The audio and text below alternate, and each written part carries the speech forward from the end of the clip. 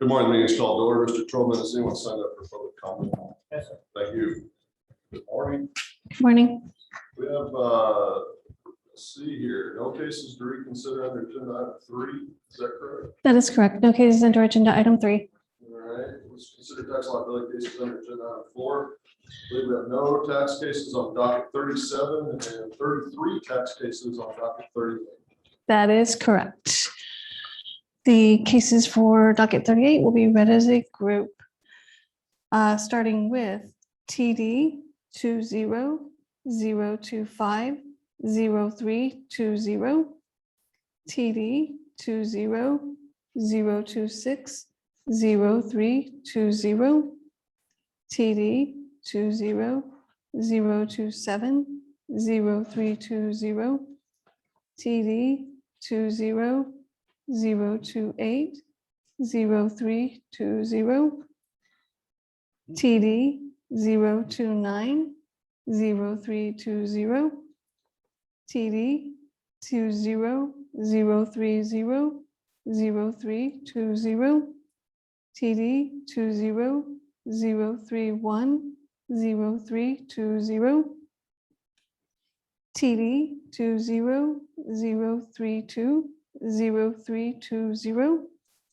TD 200320320, TD 200330320, TD 200340320, TD 200350320, TD 200360320, TD 200370320, TD 200380320, TD 200390320, TD 200400320, TD 200410320, TD 200420320, 200430320, TD 200440320, TD 200450320, 200460320, TD 200470320, TD 200480320, TD 200490320, TD 200500320,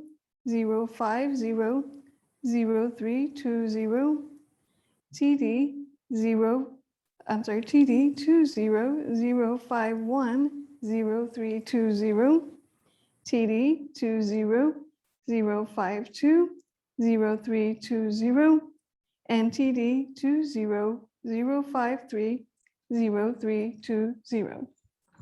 Commissioner Dimmerson?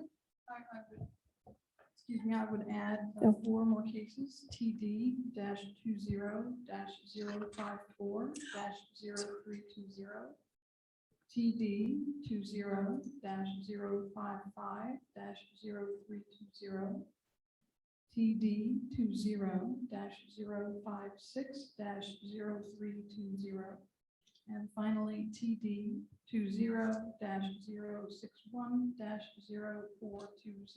Commissioner Dimmerson. I agree with staff recommendation in all respects. Concerning the merits of the payrolling issue, the named company is engaged in payrolling for the company that owns all of the facilities in the healthcare network. On the other hand, the owner company is not engaged in payrolling. Under the facts of this case, the employer directs and controls the work of the employees who perform services at the different locations. The situation satisfies the requirements of a single employer, i.e. interaction of operations, centralized control of labor relations, common management, and common ownership of our financial control. In every meaningful way, the owner company is the true employer of all the workers at the various company locations. The locations are separately licensed due to special regulations governing medical facilities. Importantly, we should hold that the named employer impermissibly served as a common paymaster for the employer of workers at the employer's healthcare clinics, and that the owner company did not impermissibly serve as a common paymaster for the clinics. Commissioner Alvarez, Ms. Gonzalez, I agree with staff's recommendation. Commissioner Daniel, Agree with staff recommendation. Ms. Miller, you had the advantage. They snuck 4 on the back side of her page and yours were all on the front side. yes, sir, I apologize for No, that. there's no apology necessary. I would have done the same. So, Thank you, sir. on Agenda item 5, we have no fair housing cases. That is correct. There are no fair housing cases. On Agenda item 6, we have no wage claim cases on 37 or docket 38 for additional discussion. That is correct. There are no wage claim cases pulled for additional discussion for docket 37 or 38. However, you should have received the short form dissent list for the remaining cases to be voted. Move to accept staff recommendations on the remaining wage claim cases on dockets 37 and 38. I second the motion except for those cases on which I'm dissenting as reflected on the wage claim short form dissent list for docket 37 and 38. I concur with the chairman's motion, except the cases on which I'm dissenting, as reflected in the wage claim short form dissent list for dockets 37 and 38. Motion passes with exceptions noted. Move to agenda item 7, consideration of unemployment insurance cases on docket 37. Please proceed when you are ready. Case number 2605564, Commissioner Dennison. The appeal tribunal decision should be reversed on the timeliness issue. The entirety of the employer's appeal period and the filing of the employer's appeal itself was within the window of time the TWC servers and phone lines were overwhelmed. The employer's appeal should therefore be deemed timely. Accordingly, we should reverse the AT decision on timeliness, timely employer appeal remand. The decision should be affirmed. The employer filed a late appeal. The employer did not address the timeliness issue in either their AT or CA appeals. It does not appear that any of the timeliness exceptions apply. As such, the employer's appeal was properly dismissed as late. Affirm the AT late employer appeal, no misconduct charged back. Reverse the AT timely employer appeal remand.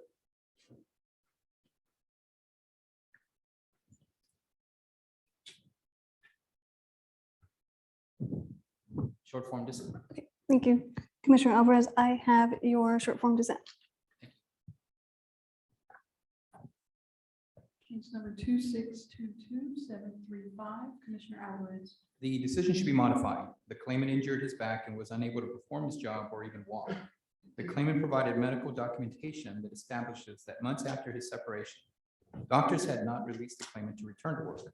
The employer's testimony that the claimant simply stopped contacting the employer is hearsay. The claimant provided sworn testimony that he was communicating with his supervisor, who did not want the claimant to return to work until he was released to full duty. The claimant's injury provided him good cause connected with the work for quitting. Modify the AT, no voluntary leaving, no chargeback, and beyond. We should affirm the appeal tribunal decision. Available records indicate that the claimant was authorized by his physician to return to work without restrictions. Upon his release, the claimant failed to return to work, and moreover, he failed to take any affirmative action to protect his job. The claimant's failure to reasonably inform the employer of the status constituted job abandonment. In addition, although the claimant produced documentary evidence of his medical visits, the vast majority of the documents were dated a year after the claimant's separation, and therefore lacked relevance. We should affirm the AT decision, voluntary leaving, no chargeback. Affirm the AT voluntary leaving, no chargeback. Short form dissent. I have your short form dissent, Commissioner Alvarez. Case number 2650147, Commissioner Alvarez. The decision is not supportable. The parties agreed the claimant's hours were reduced due to the pandemic. The employer had closed the dine-in portion of the restaurant and business had decreased. The claimant provided firsthand testimony that she asked for additional hours, but her hours were further reduced. Reverse the AT, no voluntary leaving. We should affirm the appeal tribunal decision. The Residual effects of COVID-19 led the employer to modify some of its positions in order to keep its employees working. The employer adequately accommodated the claimant by offering her a similar position with an analogous rate of pay and working conditions. Furthermore, the claimant was allowed to make up hours at the employer's other locations, yet failed to show that she had requested additional hours. Moreover, she failed to provide the employer with an opportunity to adequately address her concerns before her non-appearance from work. Hence, the claimant quit without good cause connected with the work. Affirm the AT decision voluntarily. Affirm the AT, voluntary. Short form dissent. I have your short form dissent, Commissioner Alvarez. Case number 2680123, Commissioner Alvarez. The AT decision is not supportable. The claimant was furloughed by the employer for 6 weeks beginning in July every year. However, as part of her union contract, her wages that were earned in the 46 weeks of actual employment were paid out over the entire year. The claimant was unemployed when she filed her claim. The wages paid to her during the claim weeks after her claim was not attributable to those weeks. The claimant earned those wages in prior weeks and was already entitled to them at the first time the initial claim was filed. She did not work or earn wages and was therefore fully unemployed, and it was therefore a fully unemployed individual. Reverse the AT, valid claim, no overpayment. The appeal tribunal decision should be affirmed. The claimant was not unemployed at the time she filed her claim, since she was receiving her regular bi-weekly paycheck from the employer. We should therefore affirm the AT decision. Invalid claim, overpayment.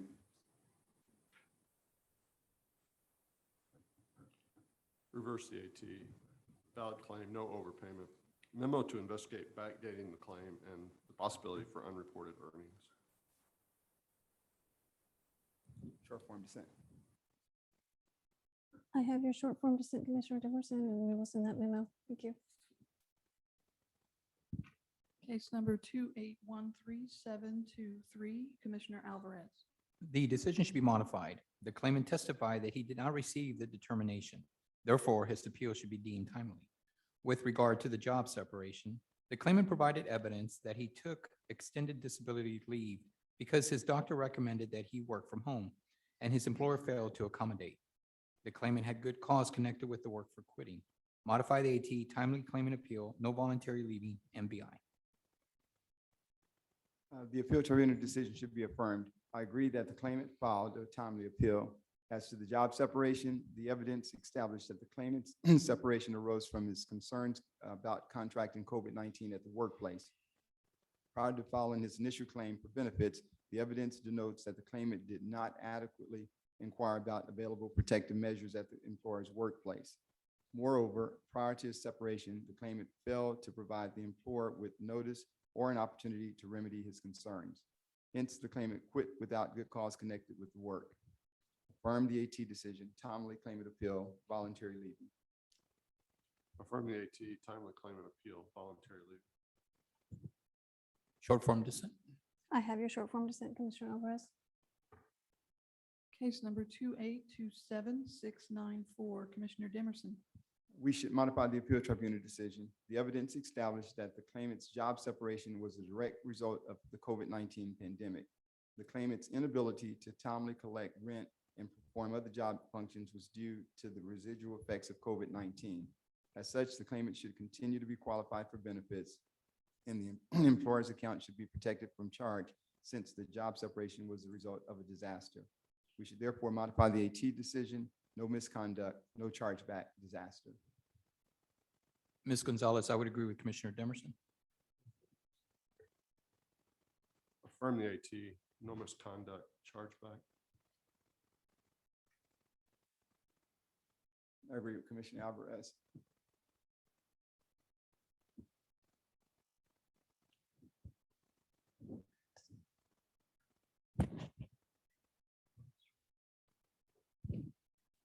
Mr. Chairman, would you like a short form dissent? Short form dissent.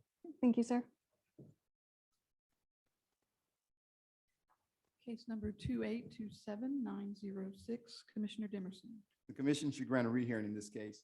In its appeal to the commission, the employer presented evidence that the claimant met and occasionally exceeded the employer's job expectations.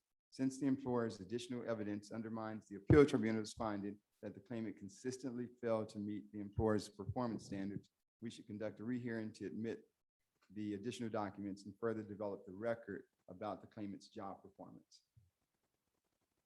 The decision should be affirmed. The employer's testimony and prior statements clearly established that the claimant was never able to consistently perform to the employer's satisfaction. Nothing in the testimony or evidence indicates that the claimant was doing anything other than working to his best of his ability. Consistent with appeal number 1123-CA-76, the evidence fails to establish misconduct connected with the work. Affirm the AT, no misconduct, chargeback. Rehear.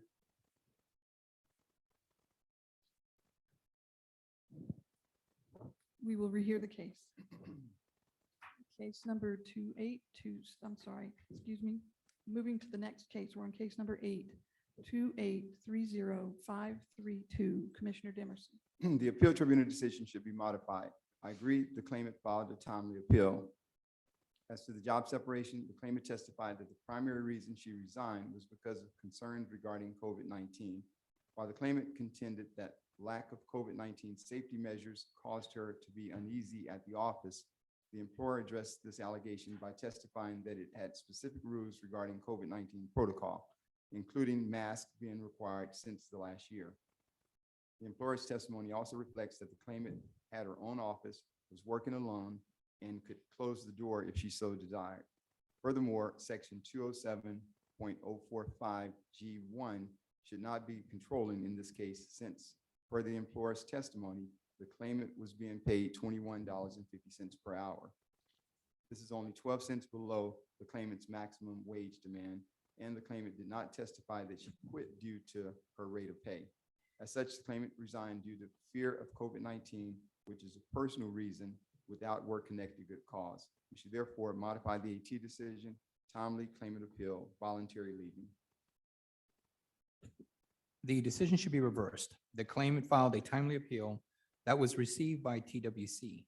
Regarding the job separation, the claimant was receiving benefits at the time she accepted this job, and the job lasted less than 4 weeks. The claimant quit because she was dissatisfied with the job, in part due to lack of COVID safety protocols. Additionally, the job also paid less than her maximum wage demand. Section 207.045G1 was passed with the intent to incentivize claimants to try a new job without losing their unemployment benefits. This is exactly what the claimant did. She tried a new job and determined that it was not suitable. As such, she would be qualified for benefits under section 207.045G1. Reverse the AT, timely claimant appeal, no voluntary leave. Modify the AT, timely claimant appeal, voluntary leave. Short form dissent. I have your short form dissent, Commissioner Alvarez. Case number 2845553. Commissioner Alvarez. The decision is not supportable. The claimant was discharged for going beyond the concrete apron of the building while observing a suspected shoplifter. The claimant only went beyond the apron because he was instructed to do so by law as a law enforcement officer. The claimant's actions were to benefit the employer by assisting the law enforcement officer with the information they needed to address the issue. The claimant's actions at the instruction of law enforcement did not constitute misconduct connected with the work. Reverse AT, no misconduct, chargeback. We should affirm the appeal tribunal decision. The claimant admitted that his supervisor had instructed him not to go past the first apron when dealing with theft suspects. The claimant was clearly aware of this requirement. The fact that this instruction was not in writing does not diminish its validity or legitimacy. Thus, because the claimant failed to follow instructions, he mismanaged his position of employment. We should affirm the AT decision, misconduct, no chargeback. Affirm the AT, misconduct, no chargeback. Short form dissent. I have your short form dissent, Commissioner Alvarez. Case number 2863704. Commissioner Alvarez. The decision is supportable. The AT is in the best position to determine the credibility of the parties, and they determined that the claimant was the first party to contact the employer looking to return to work. The employer was only able to offer the claimant remote work using her own computer and internet. The claimant did not have a sufficient internet connection to perform the job as offered. In accordance with Appeal Number 2012-AT-67, as the only job offered to the claimant required tools which she did not possess, the claimant's inability to take the job was not failure to accept suitable work. As the nature of the job was not suitable, there is no reason to rehear this case. Affirm the AT, no suitable work disqualification. We should grant a rehearing in this case. The appeal tribunal ruled in favor of the claimant because some of the elements in determining whether the offer of work was suitable, such as the hours of work and the pay, were not established at the hearing. However, this information was not obtained because the AT did not ask the employer about the specific terms of the offer of work. It is the AT's job to adequately develop the record and solicit the relevant facts necessary before making its ruling. Here, because the record was not sufficiently developed, we should grant a rehearing to establish the specific terms and details of the offer of work made to the claimant. In addition, based on the claimant's multiple consistent statements that she could not work for several months due to childcare issues, we should send a memo to investigate the claimant's availability for work.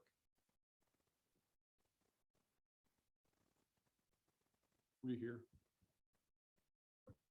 We will rehear the case and send the memo. Thank you. Case number 2877132, Commissioner Alvarez. The decision is not supportable. The claimant was discharged for alleged theft. The employer has failed to provide firsthand witnesses to the alleged theft or video evidence. Although the employer's witnesses alleged the claimant admitted to theft in her exit interview, the employer's witnesses did not speak the claimant's language, and the alleged translator was the individual who accused the claimant of theft and conducted the investigation. The claimant has denied engaging in theft or admitting to engaging in theft. The employer had reported the alleged theft to the police, and the citation has since been dismissed. The claimant is the only party to provide testimony not based on hearsay.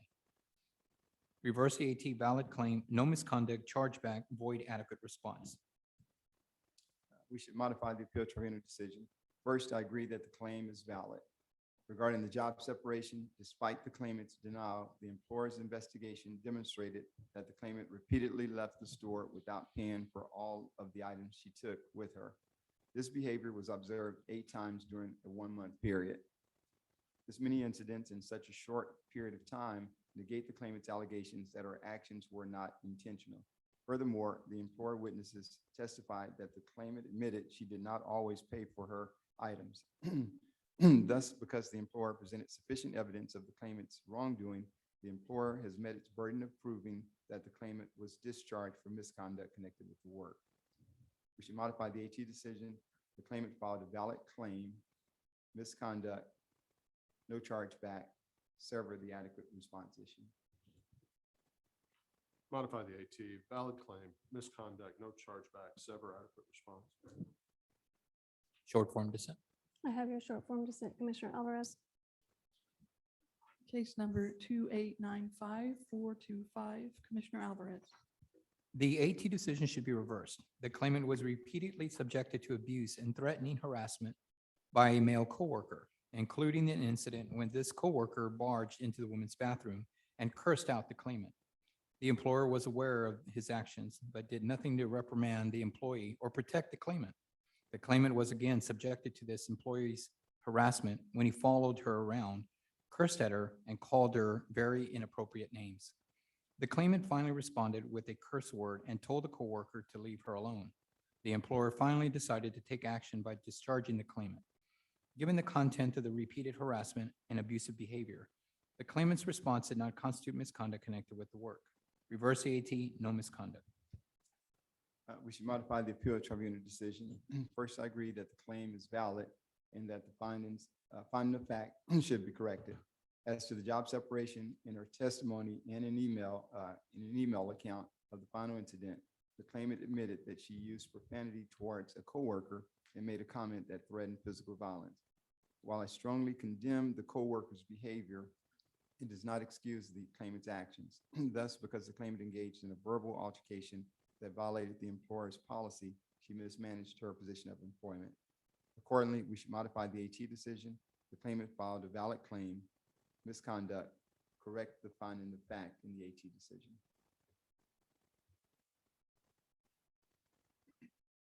modify the AT, valid claim, misconduct, correct findings of fact. Short form dissent. I have your short form dissent, Commissioner Alvarez. That is the last case pulled for additional discussion on docket 37. However, there are cases that remain to be voted. You should have received the short form dissent list. I move we accept staff recommendations on the remaining UI cases on docket 37. I second the motion except for those cases on which I'm dissenting, as reflected on the UI short form dissent list for docket 37. And I concur with the chairman's motion, except the cases on which I'm dissenting as reflected in the UI short form dissent list for docket 37. Motion passes with the exceptions noted. We'll proceed now to docket 38. Case number 2560663, Commissioner Alvarez. The claimant did not receive the appeal tribunal decision dated August 3rd, 2020. Therefore, her late appeal should be deemed timely. The claimant has provided firsthand testimony that upon returning to work and complaining about losing hours, she was yelled at and demeaned based on her current debt status. The claimant decided to quit because she was humiliated in front of other employees. The employer has not provided any firsthand testimony to rebut the claimant's statements. The claimant had good cause to quit due to the employer's abusive behavior. Deem the claimant's appeal timely, modify the AT, valid claim, no voluntary leaving, chargeback, void, adequate response. First, I agree that the claimant's CA appeal is timely. Regarding the appeal tribunal decision, it should be modified. The claimant filed a valid claim. As to the job separation, claimant quit her job due to an incident at the workplace. However, the claimant did not complain to higher management or HR about the incident, and thereby did not afford the employer an adequate opportunity to remedy her concerns. The claimant therefore quit without work-connected good cause. As such, we should deem the claimant's CA appeal timely and modify the AT decision. The claimant filed a valid claim, voluntary leaving, no chargeback, sever adequate response. Timely commission appeal, modify the AT, valid claim, voluntary leaving, no chargeback, sever adequate response. Short form dissent. I have your short form dissent, Commissioner Alvarez. Case number 2592424, Commissioner Demerson. We should grant a rehearing in this case. In its appeal to the commission, the employer has provided new evidence related to the reason that the claimant stopped working for the employer. Because this evidence indicates that the claimant voluntarily stopped taking assignments which were offered to her prior to the filing of her initial claim, we should consider this evidence before rendering our decision in this case. Accordingly, we should rehear for admission and review of the employer's new evidence. The AT decision is supportable. The claimant stopped working for the employer because the school term ended and there was no further work available for the claimant. She was therefore involuntarily separated for reasons that did not constitute misconduct. Bill to reimburse an employer. Rehear. We will rehear this case. Case number 2642944, Commissioner Demerson. We should modify the AT decision. The claimant's job separation was a direct result of the COVID-19 pandemic. The claimant's testimony in cooperation with the documents she had submitted to the commission indicates that the employer did not have additional work available for the claimant. The claimant was informed by payroll to not report to work until further notice because the employer was facing the effects of COVID-19. Since the claimant's layoff arose from the residual effects of the pandemic, the claimant should be qualified for benefits and the employer's account should be protected from charge, since the job separation was the result of a disaster. We should therefore modify the AT decision, no misconduct, no chargeback, no overpayment, disaster. I would agree with Commissioner Demerson.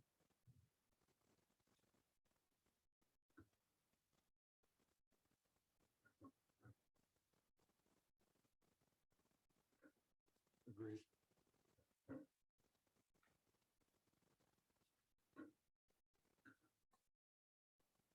Agreed. We have a unanimous decision. Thank you. Case number 2806342, Commissioner Alvarez. The AT decision should be reversed. The employer did not participate in the AT hearing. The claimant's testimony and the response to the notice of initial claim indicated that the claimant was discharged due to his conduct towards the customer. The claimant denied the allegations that he acted inappropriately. The employer has not provided firsthand evidence to contradict the claimant or even provide a specific account of what the claimant supposedly did or said. The employer has failed to provide credible or persuasive evidence of misconduct. Reverse the AT, no misconduct, no overpayment. We should affirm the AT decision. The record in this case indicates that the claimant was previously warned. In his final warning, the claimant was advised that incidents of the same or similar nature would result in disciplinary action, up to and including termination. On the date of the claimant's separation, the claimant was again tardy, and moreover, he had entered into a verbal altercation with an employer staff member. As such, the claimant's actions were mismanagement of his position and should be considered misconduct connected with the work. The AT decision should be affirmed. Misconduct, overpayment of $1,605.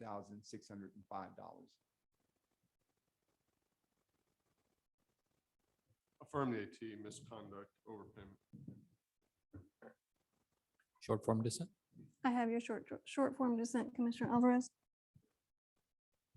Case number 2814214, Commissioner Alvarez. The AT decision should be reversed. The claimant and her daughter, who was also an employee, were assaulted at work by a customer who refused to wear a mask, as required by the employer's policy. The claimant reasonably needed to take some time off work after the assault. Thereafter, she made repeated efforts to contact the employer to return to work. However, no manager responded to her inquiry.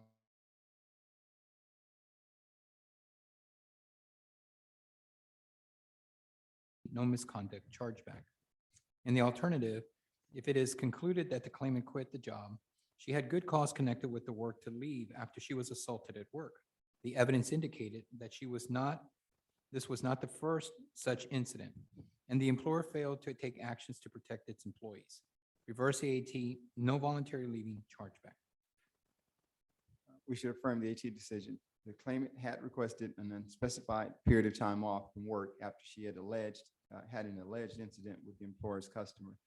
Upon a request for time off, the claimant failed to provide her supervisor with any indication of a definite date of return. Due to the claimant's absence, the employer had no option but to replace the claimant. Although the claimant alleged that she had attempted to get in contact with the supervisor, the available evidence indicates that she did not adequately exhaust her options. As such, the claimant's actions constituted a voluntary quit without good cause connected with the work. Therefore, we should affirm the AT decision, voluntary leaving, no chargeback. Affirm the AT, voluntary leaving, no chargeback. Short form dissent. I have your short form dissent, Commissioner Alvarez. Case number 2815069, Commissioner Alvarez. The decision should be reversed. The claimant provided an address to TWC where he could receive mail because he did not have a permanent address at the time. The claimant was able to receive other mail at that location, but the determination at issue in this case was returned to TWC. As the claimant did not receive the determination, his appeal should be deemed timely. Regarding the job separation, the claimant was working at a job site 50 miles away. When that work was completed, he was transferred to a job site that was 75 miles away. The claimant notified the employer of his objections to the increased commute, but the employer did not offer any remedies. While the claimant had agreed to work at different job sites, he had never agreed to a 150-mile daily commute. As such, the claimant had good cause to quit due to a long commute. Reverse the AT, timely appeal, no voluntary leaving, chargeback. We should modify the AT decision. I agree that the claimant filed a timely appeal. As to the job separation, the claimant's increase in commute distance from 50 to 75 miles was not measurably significant to increase his inconvenience. Per the claimant's sworn testimony, he was aware that his job site assignment could change at any time. Moreover, at the time of hire, the employer had provided the claimant with the opportunity to work at various employer job sites. When he was given the option, he had implied that neither work distance nor travel time would be an issue of concern. Finally, prior to the claimant's job separation, he failed to inquire about possible job accommodations or provide the employer with an opportunity to address his concerns. As such, we should modify the AT decision, timely claimant appeal, voluntary leaving, no chargeback. Modify the AT, timely claimant appeal, voluntary leaving, no chargeback. Short form dissent. I have your short form dissent, Commissioner Alvarez.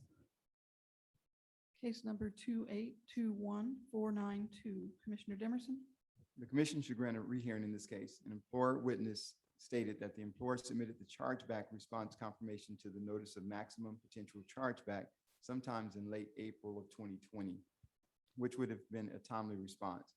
In its appeal to the commission, the employer states that it has phone records to prove it sent a timely response via fax.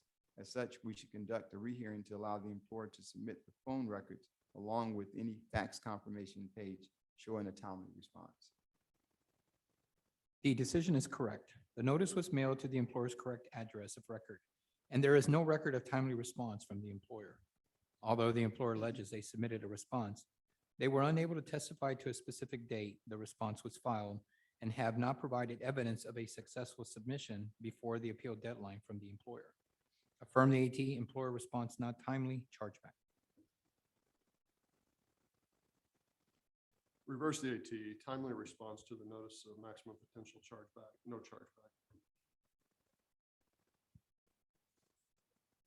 I want to agree with the chairman. Short form dissent. Thank you, Commissioner Alvarez. I have your short form dissent. case number 2839113, Commissioner Alvarez, The decision should be reversed. The claimant filed a timely AT appeal. With regard to the job separation, the claimant was disqualified, the claimant was qualified in receiving benefits at the time she accepted this work, and she worked for the employer for less than 4 weeks. The work was not suitable because of the lengthy commute. The claimant lived in Garland and the work was located in Grand Prairie. The claimant should be qualified because she quit unsuitable work within 4 weeks. Reverse the AT, timely claimant appeal, no voluntary leaving, G1, no overpayment. We should modify the AT decision. I agree that the claimant filed a timely appeal. Regarding the job separation, the claimant resigned because she did not have a reliable method of transportation and because she was dissatisfied with the employer's work environment. The evidence is ambiguous as about whether the claimant had addressed her concerns with the employer or whether the claimant had looked into other available methods of transportation prior to quitting. Finally, the claimant should not be qualified for benefits under section 207.045 G1 because she did not meet all of the requirements under that section of the Act. As such, we should modify the AT decision, timely claimant appeal, voluntary leaving, overpayment of $8,734. Modify the AT, timely claimant appeal, voluntary leaving, overpayment. Short form dissent. I have your short form dissent, Commissioner Alvarez. case number 2840585, Commissioner Dimerson, The appeal tribunal decision should be affirmed. The evidence in this case reflects that after the claimant's job separation, she received 25 weeks of pay based on her years of service. As such, it is not unreasonable to conclude that 25 weeks was the length of time that the pay was intended to cover. The claimant signed an agreement to receive the pay and stated that she did not negotiate the agreement with the employer prior to signing it. In addition, none of the non-disqualifying factors of section 207.049B of the Act apply to this case. We should therefore affirm the AT decision, severance disqualification from August 16, 2020 through February 6, 2021. Recalculate the overpayment. The claimant received a lump sum payment from the employer due to her layoff. Although the employer used years of service to determine the claimant's pay amount, the payment was not to cover a specific number of weeks. As such, the claimant is only subject to a 1-week ineligibility. Modify, severance not eligible from March 16, 2020 to August 22nd, 2020. Recalculate overpayment. Modify the AT, severance disqualification from August 16th, 2020 through August 22nd, 2020. Recalculate overpayment. A short form dissent. I have your short form dissent, Commissioner Dimerson.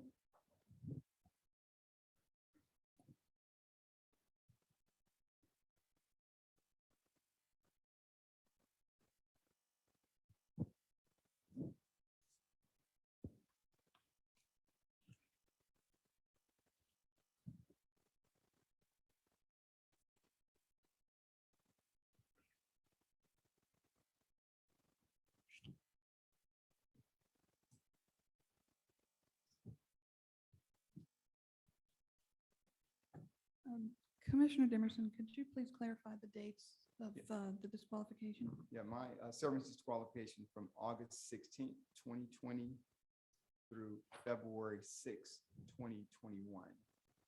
And Commissioner Alvarez? August 16th, 2020 to August 22nd, 2020. Thank you very much.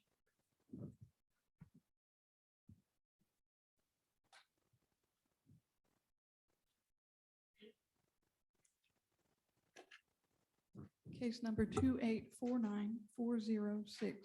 Chairman Daniel. Correspondence indicates the requirements for granting a motion for rehearing were satisfied. Grant the motion for rehearing. I would agree with Chairman.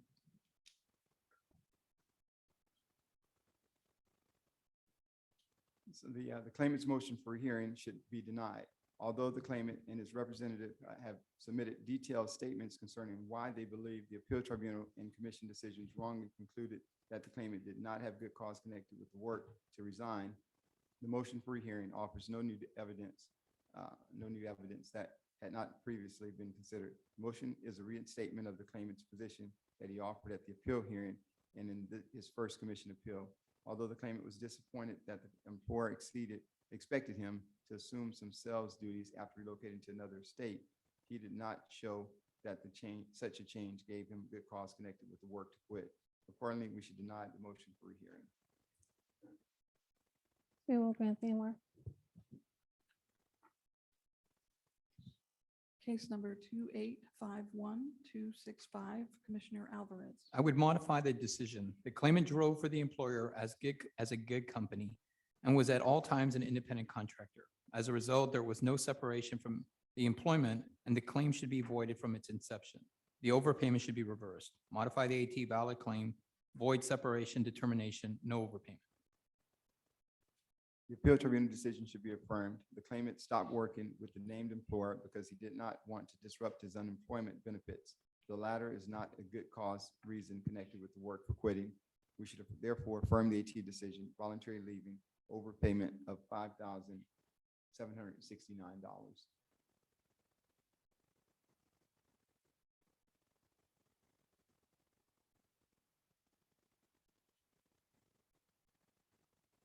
The work was not in employment, so there was no separation, and the underlying ruling is void. The claimant's honest reporting of a few days of gig work earnings should not trigger a new claim and result in the claimant being disqualified from the receipt of benefits due to his unsuccessful attempt to return to the workforce as an independent contractor.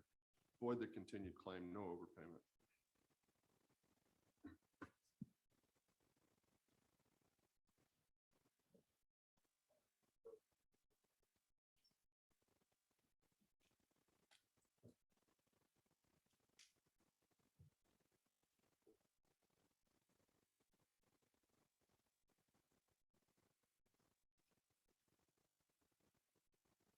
I'm in short form dissent. Thank you. I have your short form dissent, Commissioner Dimerson. Case number 2858289. Commissioner Dimerson. We should deny the claimant's motion for rehearing. The claimant submitted additional correspondence related to his claim more than 12 hours after this commission had already voted on his case. I agree that this new evidence should be considered part of the claimant's motion for rehearing. However, I do not agree that we suspend the application of the 3 factors necessary to determine whether the claimant's MR should be granted. While the claimant's new evidence may be relevant to the reason he quit, the claimant has not provided a compelling reason for not offering this evidence earlier, nor has he explained how this new evidence would change the outcome of the case. The only medical document that advises the claimant to not work in a hospital setting is dated 1 year after the claimant's resignation, and we already considered this document when we previously voted on this case on docket 32. Accordingly, because the claimant has not met the 3 required criteria, we should deny the motion for rehearing. The motion for rehearing should be granted to consider the documentations provided before the issuance of the CA decision. Prior to the mailing of the commission decision in this case, the claimant provided medical documentation in support of his case. These documents were not considered before the decision was issued. As such, it would be appropriate to grant the motion for rehearing, so they may be appropriately considered, or correction, properly considered. Grant motion for rehearing. Grant the motion for rehearing. We will grant the MR. Thank you. Case number 2859150, Commissioner Alvarez. The decision should be modified. The claimant was separated from his previous employment due to his medical issues, which made him unable to drive for long periods or to climb lots of stairs or ladders. While the claimant stated in an FF statement on January 28, 2021, that he was unable to work, he clarified in his appeal submitted on February 4, 2021, that he could not work but was unable to perform his last occupation. At the claimant's appeal statements was further supported by his later fact-finding statements and testimony, that is, that he is able to perform other types of work. The claimant's ineligibility should be closed as of February 6, 2021. This is the Saturday following when he was informed TWC that he was unable to work. Modify the AT, that he was able to work. Modify the AT ineligible due to being unable to work from January 10, 2021 through February 6, 2021. The appeal tribunal decision should be modified. The claimant's fact-finding statements indicate that he was not physically able to work for the time period in question. On May 10th, 2021, the claimant notified the commission that he was able to work, but not in his traditional occupation. As such, the claimant's ineligibility should be closed the Saturday prior to the notification. We should therefore modify the AT decision, ability not eligible from January 10th, 2021 through May 8th, 2021. Modify the AT, claimant not able to work from January 10th, 2021 through February 6th, 2021.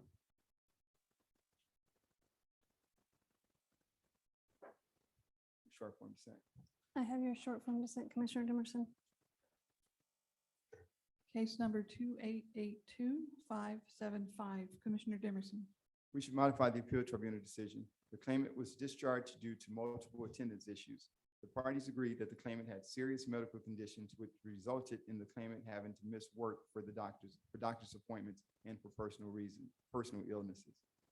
Because the employer worked with and tried to accommodate the claimant's personal issues and the claimant's medically verifiable illness were a major contributing factor to her attendance problems, the claimant should be qualified for benefits and the employer's account should be protected from charge under a medical separation analysis. Accordingly, we should modify the AT decision, no misconduct, no chargeback, MBI. Ms. Gonzalez, I would agree with Commissioner Dimerson. Agreed. Thank you. We have a unanimous decision.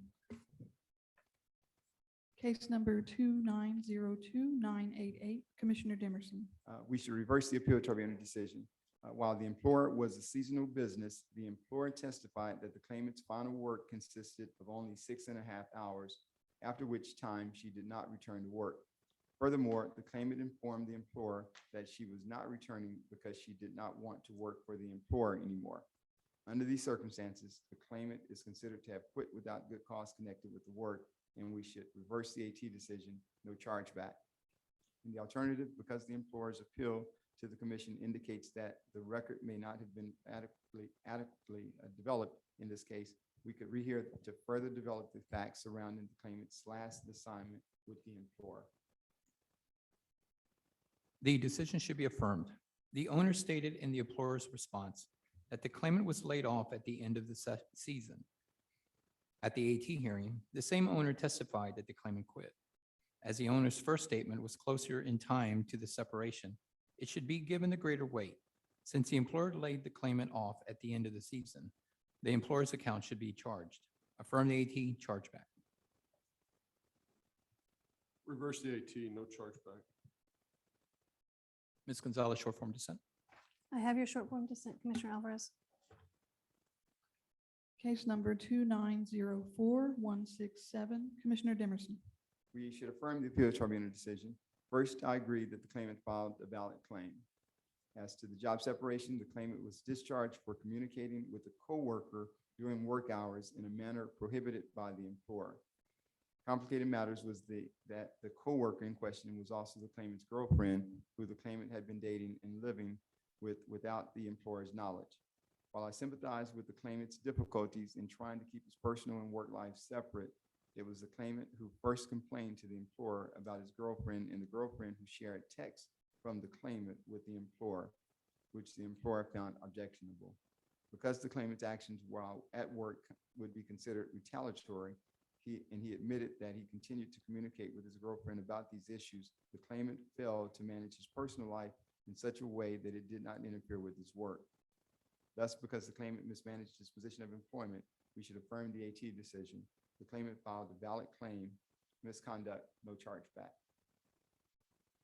The decision should be modified. The claimant filed a valid claim. Regarding the job separation, the employer's response indicated that the claimant was discharged for sending an inappropriate email to a coworker on June 9th. The claimant testified that he did not send the coworker an appropriate email. The claimant corrected his prior behavior issues and committed no more offenses after his probationary period ended. The employer did not participate in the hearing and did not provide a copy of the email. Therefore, the employer has not shown misconduct. Modify the AT valid claim, no misconduct, chargeback. Affirm the AT, valid claim, misconduct, no chargeback. Short form dissent. I have your short form dissent, Commissioner Alvarez. That is the last pulled case on docket 38. However, there are cases that remain to be voted, and you should have the short form dissent list. I move to accept staff recommendations on the remaining UI cases on docket 38. Chairman, I second the motion except for those cases in which I'm dissenting as reflected on the UI short form dissent list for docket 38. I concur with the chairman's motion, except for the cases on which I'm dissenting as reflected in the UI short form dissent list for docket 38. Motion passes with the exceptions noted. Thank you, Commissioner. Thank you. Thank you. This brings us to the end of agenda items 3 through 7. Let's pause for a couple minutes so we can get everybody in here for the rest of the meeting.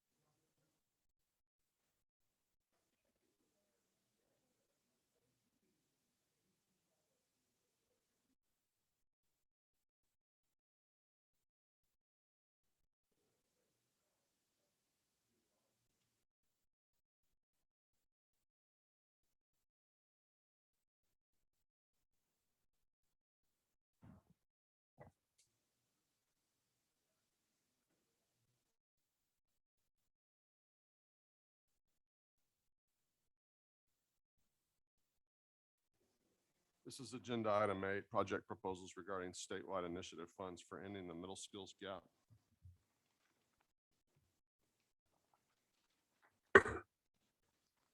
Morning, Commissioners. Mr. Cerna, for the record, Courtney Arbor, Workforce Division. Under this agenda item, we will have two items for your consideration. I'll start with the first, which is related to the discussion paper that is posted and entitled Ending the Middle Skills Gap. The projects I will briefly summarize were discussed by you all on June 30th in a public work session, and they were all approved in concept, but we were asked to nail down the funding types, amounts, and a few other details. We were asked to bring these items back under a single action, and those specifics have been briefed with your offices and are in the posted discussion paper and a high-level summary document, which is also posted. At that work session, Chairman, a white paper was shared by you entitled Ending the Middle Skills Gap Through Comprehensive Career Pathways. It included discussion of the following concepts, which we were to bring back details on: cost for a Career Pathways mobile app, career coaching platform, certifications for for metrics users, training and certifications in high demand in manufacturing, advanced trades, procurement, and credential tracker. Commissioner Alvarez, you presented recommendations for complementary projects, which were the virtual reality technology for career exploration, short-term training for parents of children in TWC-funded childcare, and you recommended that we work with TDCJ to make information about workforce services available in their facilities. Commissioner Demerson, we've been working on a project for you, which is an outreach campaign to certain agency programs with a refresh of the Jobs Y'all campaign. And you recommended that we continue to focus on the priority population and inclusion of persons with disabilities and foster youth in our agency outreach campaigns, programs, and other priorities. A number of AEL-funded initiatives were considered: curricula development for construction trades, integrated education and training and corrections, pre-apprenticeship bridge, family literacy math call center, and an employer engagement project. The details of pre-apprenticeship bridge, integrated education training and corrections, and the certification for metrics user proposals were previously approved in a meeting on August 17th. Due to timing, we were able to bring those back a little sooner, and we're working on those. Today, I'm requesting your consideration and action on the materials in that Ending the Middle Skill Gap discussion paper, which is posted today and which was briefed as set forth. The funding amounts and funding type that we would like your approval today are for Career Pathways mobile application, career coaching services, training and certifications for in-demand and target occupations, the mobile credential wallet, Jobs Y'all and outreach initiative, curricula development for construction trades, and in addition, we request approval for the funding type and distribution amount to boards for the two projects, which have a distribution of boards, and those are virtual reality career exploration pilot and short-term training for parents in the Child Care Services Program. I'm happy to answer any questions about those. Stay close.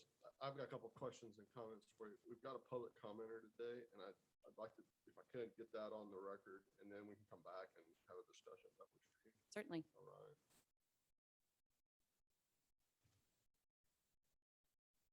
Commissioners, Vice President General Counsel, we have Tamara Atkinson here.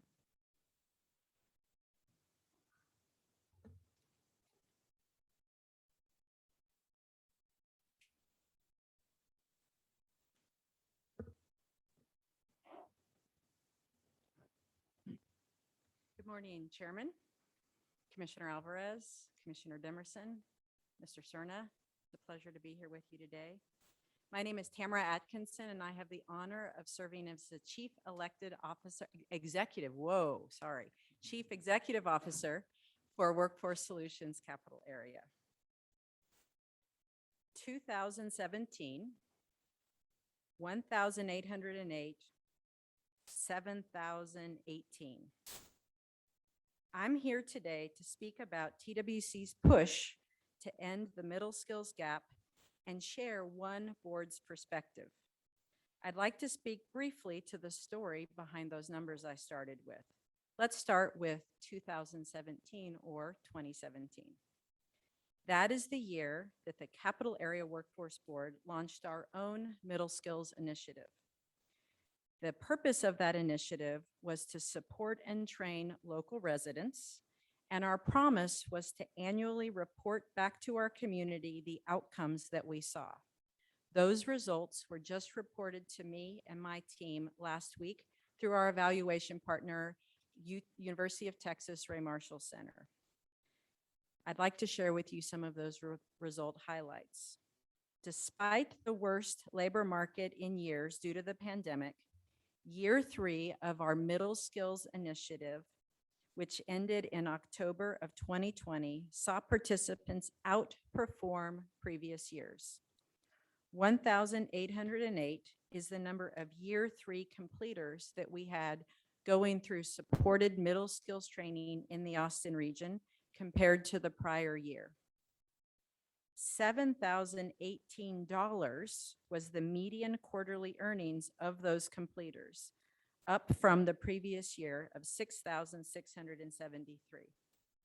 So, as I consider the initiatives before you today aimed at ending the middle skills gap, I am hopeful that I can read between the lines an invitation to work in concert with the local boards and our respective efforts in our local areas. Indeed, the boards are your boots on the ground, as Commissioner Demerson likes to say.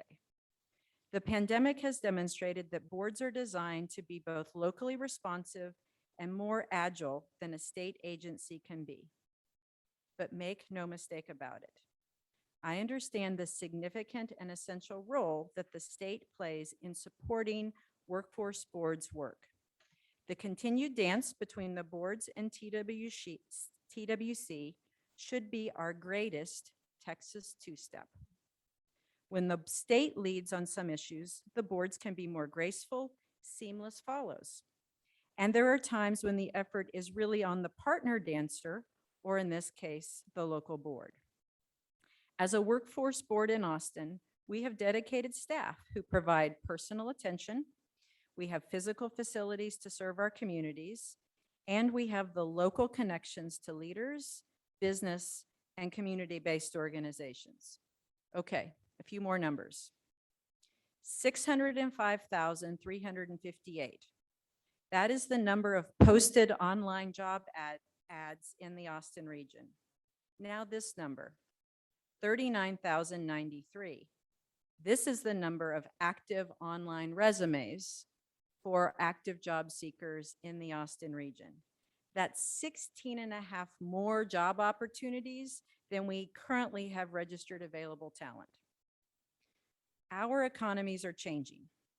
Our employers' needs are changing.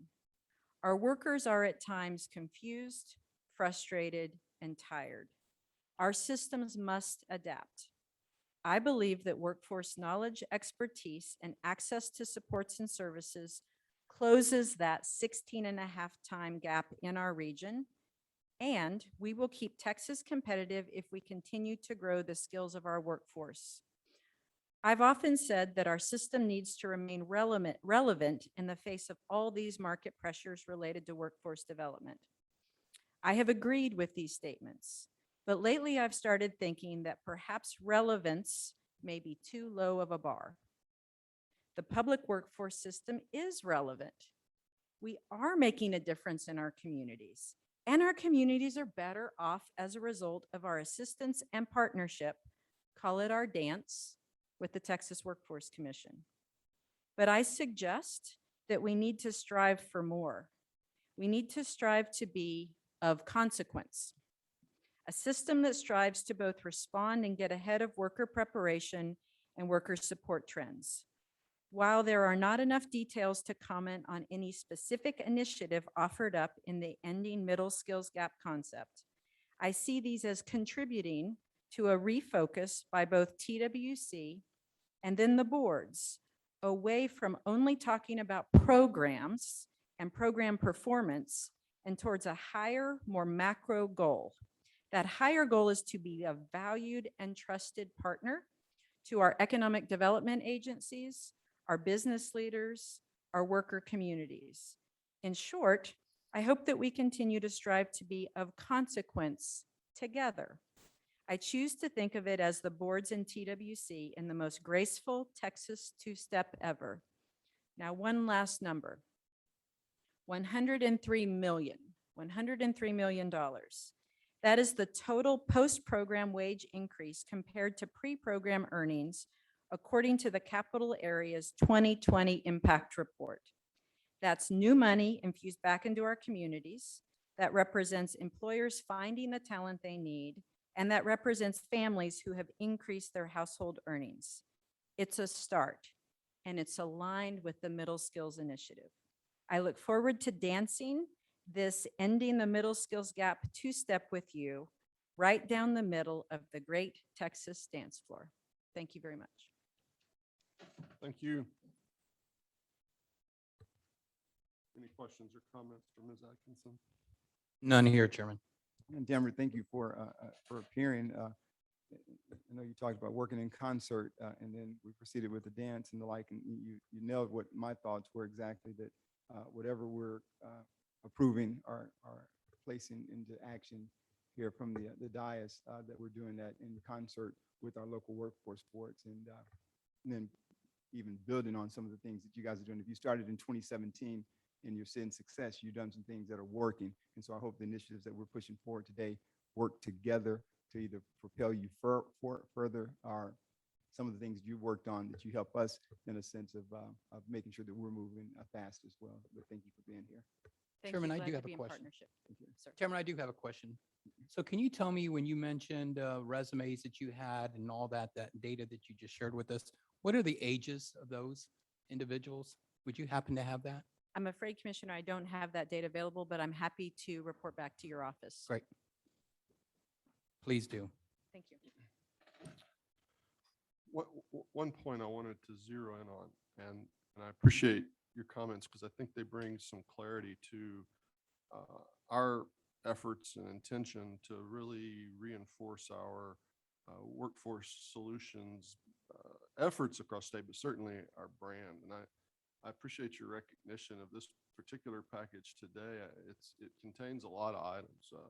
One that would directly, the success of which will directly hinge on the boards that are implemented. And that's the particular program that Commissioner Alvarez advanced in terms of virtual reality goggles. It will be completely dependent on the ability for boards to implement that. And I'm very comfortable making that investment in order for boards to be able to make that kind of action possible for people who are in career exploration. There are other elements of this particular funding clarification that will be things that TWC necessarily has to do statewide. But I think ultimately, listening to you talk, I think ultimately all of us need to stay in communication. I think we do a good job of that now. I think there will be more opportunities for communication moving forward. And the reason I say that is completely predicated on some things you just said, in terms of there will always be things that the boards need to take the lead on.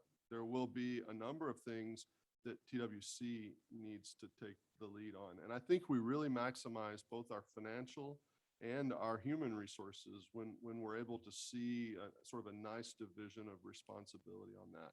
But ultimately, at the end of the day, even something that an individual board champions, I think at the state level, we're always going to have an eye to how to scale that up so that it might be of benefit statewide. And so boards will in so many instances be the key to kind of unlock the potential of those types of projects. Even those projects that TWC may be leading and implementing, boards will always have insights. So let me just say, thank you very, very much for making time out of what must be a very busy day to come up here and share your thoughts with us. I judge from your comments, you're supportive of our efforts, and for that, I'm grateful. But perhaps I'm more grateful for really this promise that you've kind of left on the table, which is you see the potential for even more work in this space, work that you can only really commit capital area workforce solutions to. But knowing that, it must mean that there are other boards who feel similarly to you in the sense that, look, we just want an initiative that helps people. And I think for me, that's good fuel for our idea machine here, is to always keep looking for things that we can do. But it's absolutely critical that we hear from you and your colleagues at the boards across the state for things that would be beneficial to you. So thank you for not just being interested, but for being engaged, because I think there's a lot of interest. And I think the engagement that you've shown today really shows us that we can probably even go further than we have in this preliminary step that we're taking. And it's one that I'm pretty excited about. And I am looking forward to working in partnership with you to implement these things. I think we've got a wonderful opportunity ahead of us. Thank you for the opportunity. Any other questions or comments? Not for Yeah, Ms. Atkinson. We'll drag Courtney back up. Okay. All right. Thank you.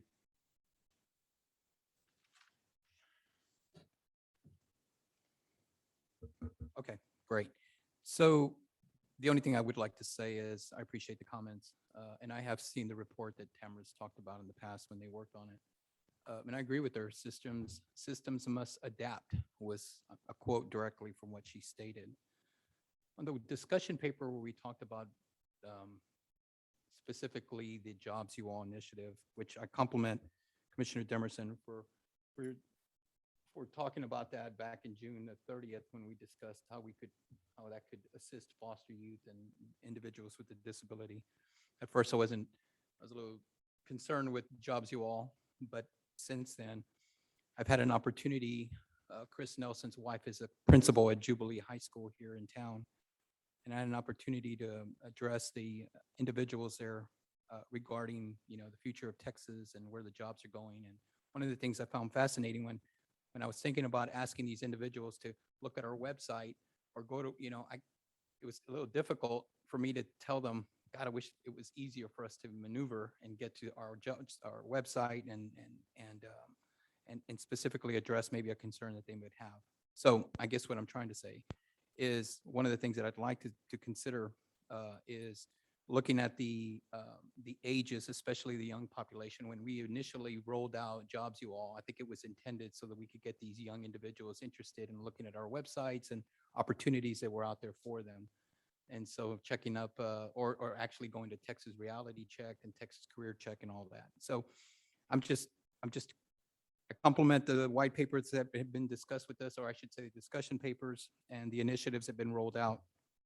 And I do want to just go out there and say for the record that I am in support of the Jobs You All initiative that was rolled out back in June 30th of this year with something that I'd like to add to that once we get to that, when I get to the motion.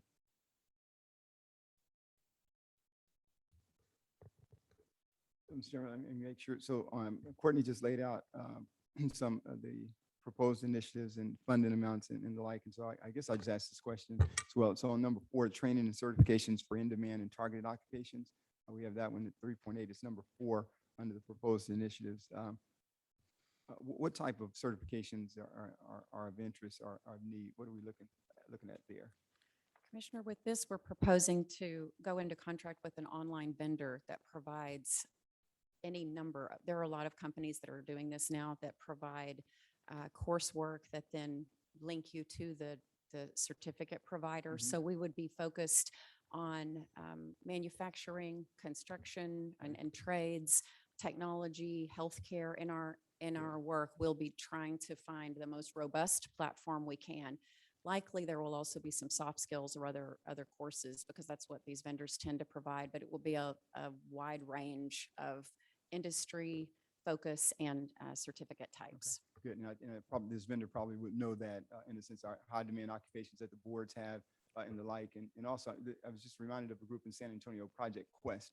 And I know at one point they had training individuals, with the big hurdle was certifications and being able to pay for those certifications and the like. And so a program like this would probably help organizations like that, where they can leverage what they're doing now and building on that from that standpoint. And so in collaboration, as mentioned by all three in Tamara's presentation, working with those boards, finding out what the true needs are, so that we don't have the two ships passing in the night, where we have training and certifications, but they're of no use to the employers from that standpoint. And I'll continue to advocate and hammer down on the fact that we're listening to the employers, finding out what the true needs are, so that we're addressing those needs. And I have no doubt that we'll probably be doing that with this as well.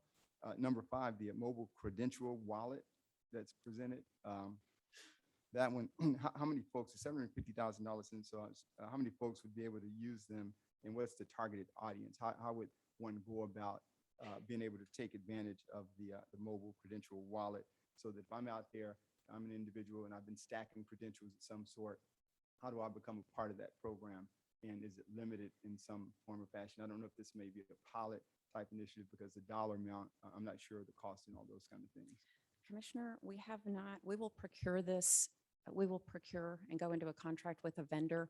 I have seen some cost estimates. I'm hoping Carrie Ballas can shoot me a text or walk up and help to address the possible cost per on these. Because we haven't done the procurement, I can't answer directly, but what would happen is that we will likely be working with the workforce boards to help identify candidates to have access to this tool and then store their credentials and badges in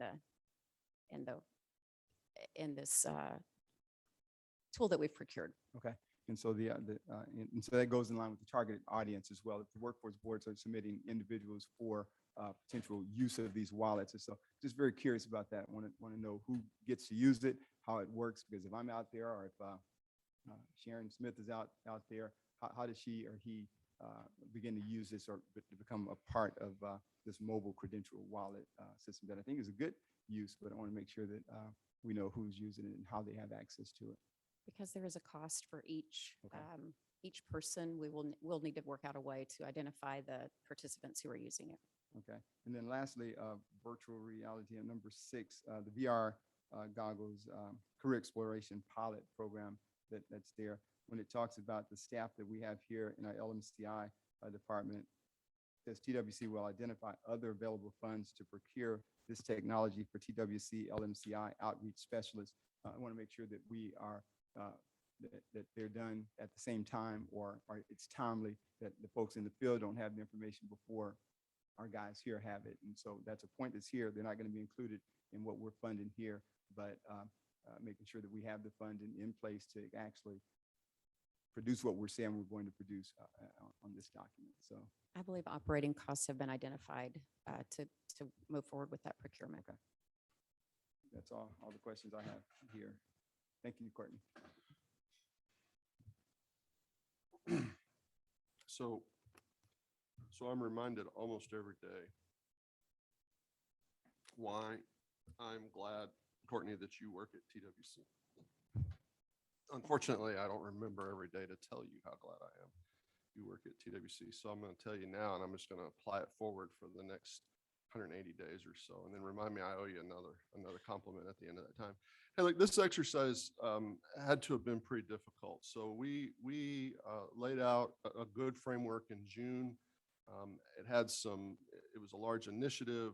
It identified some specific programs that would serve that initiative. It laid out some parameters and outer boundaries for the initiative itself. And then we made available in concept $13 million to pay for everything. And then kind of dumped it on you and said, all right, now figure out how much everything costs and tell us that it does that. Now, based on my reading of what you've provided us today, you certainly came in budget, and it looks like, at least to the best of my knowledge, that you made some very wise decisions in terms of how to best allocate scarce resources for some pretty important projects. And so I just wanted to get it on the record that I think you and your team did a great job of exploring these different things and helping us find some strategies that would work. And I think you probably realize, I don't think we're done here in this space. And I think there'll be more decision points coming in the future, particularly with regard to funding. And so I hope we are able to, all of us, maintain that sense of creativity that we had in looking at that. And then last thing would be, I think you've made some guesses, but you get to do that. You're in a position where your education and your experience sort of inform you so that you can make those kinds of guesses. If we've guessed wrong, I hope you'll tell us sooner rather than later if we need to make some adjustments, because I don't think, while I think we need to get this nailed down and make these various procurements and do the various government things that have to be done for us to implement these particular parts of the initiative. If we just didn't get something right, or we didn't do enough of something and too much of another, I personally am am really interested in making those adjustments in as real time as we can get and continuing to move the initiative forward. So all in all, I see something that completely fulfills what we asked you to do on June 30th, which is you've plugged the dollar amounts in and you stayed within budget. And so thanks for that. Thanks for a good discussion on this. And I think, and at least I hope you'll appreciate the continued discussion moving forward as you implement this and we react to that implementation. I expect it to be very good. And I suspect we'll surprise ourselves with how well some things work. And I think we'll probably find some things that we might want to take a different direction on. I think we just need to be open to that. So that's really the extent of what I want to say. Appreciate it very much. Any other?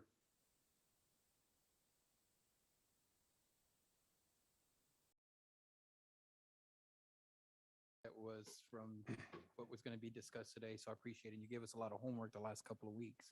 So I appreciate the hard work you and your team have put forth and for identifying that there is a skills gap there and that, we do certainly need to talk about automation. And I'd also like to take this opportunity to thank folks like Amy Landrum and Mary York for coming into the office and sharing some insight on some ideas that they had.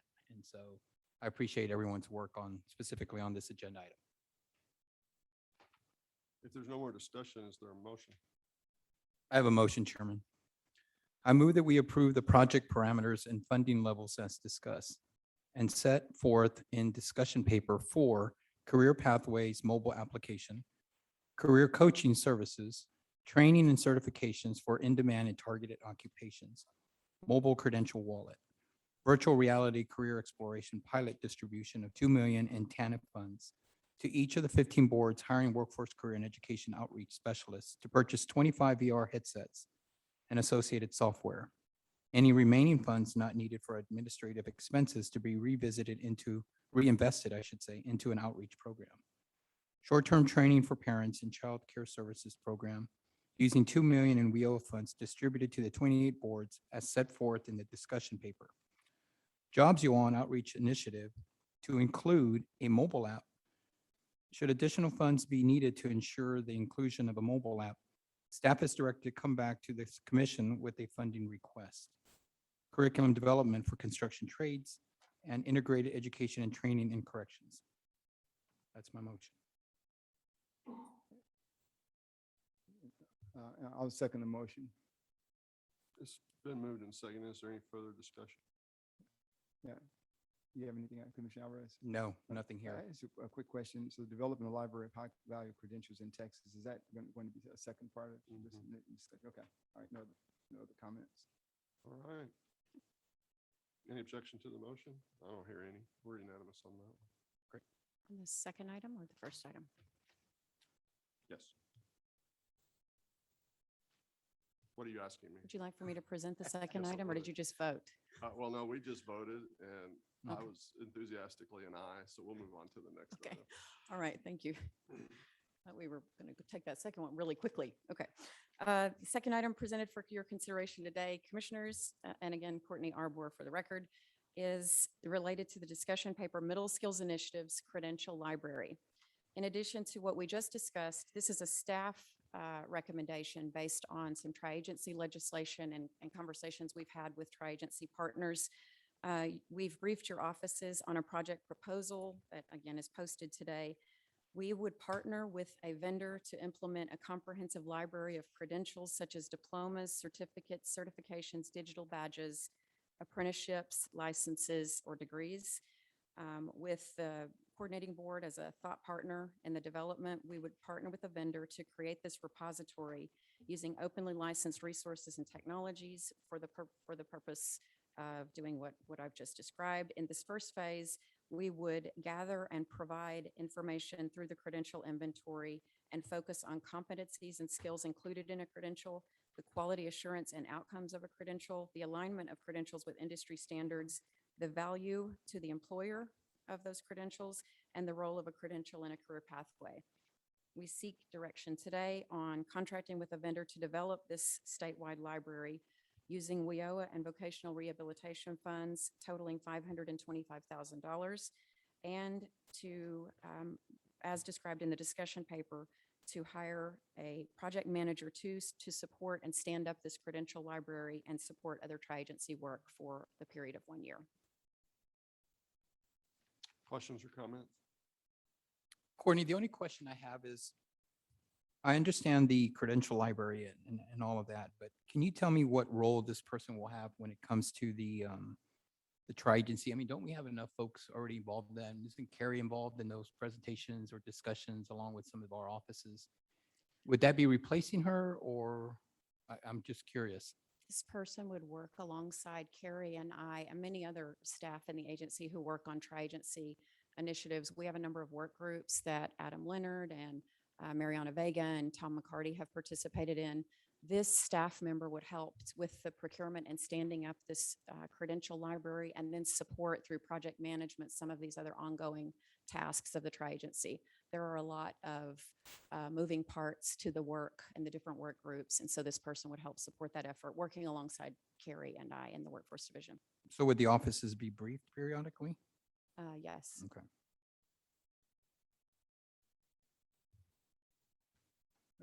No other questions? Good. My only question, Courtney, on the bullets, it says used by employers in the state. So the library, any examples of the employer? So if you're an employer out there, how would this be of use to them? What's a good example? The development of a credential library is a long, multi-year process.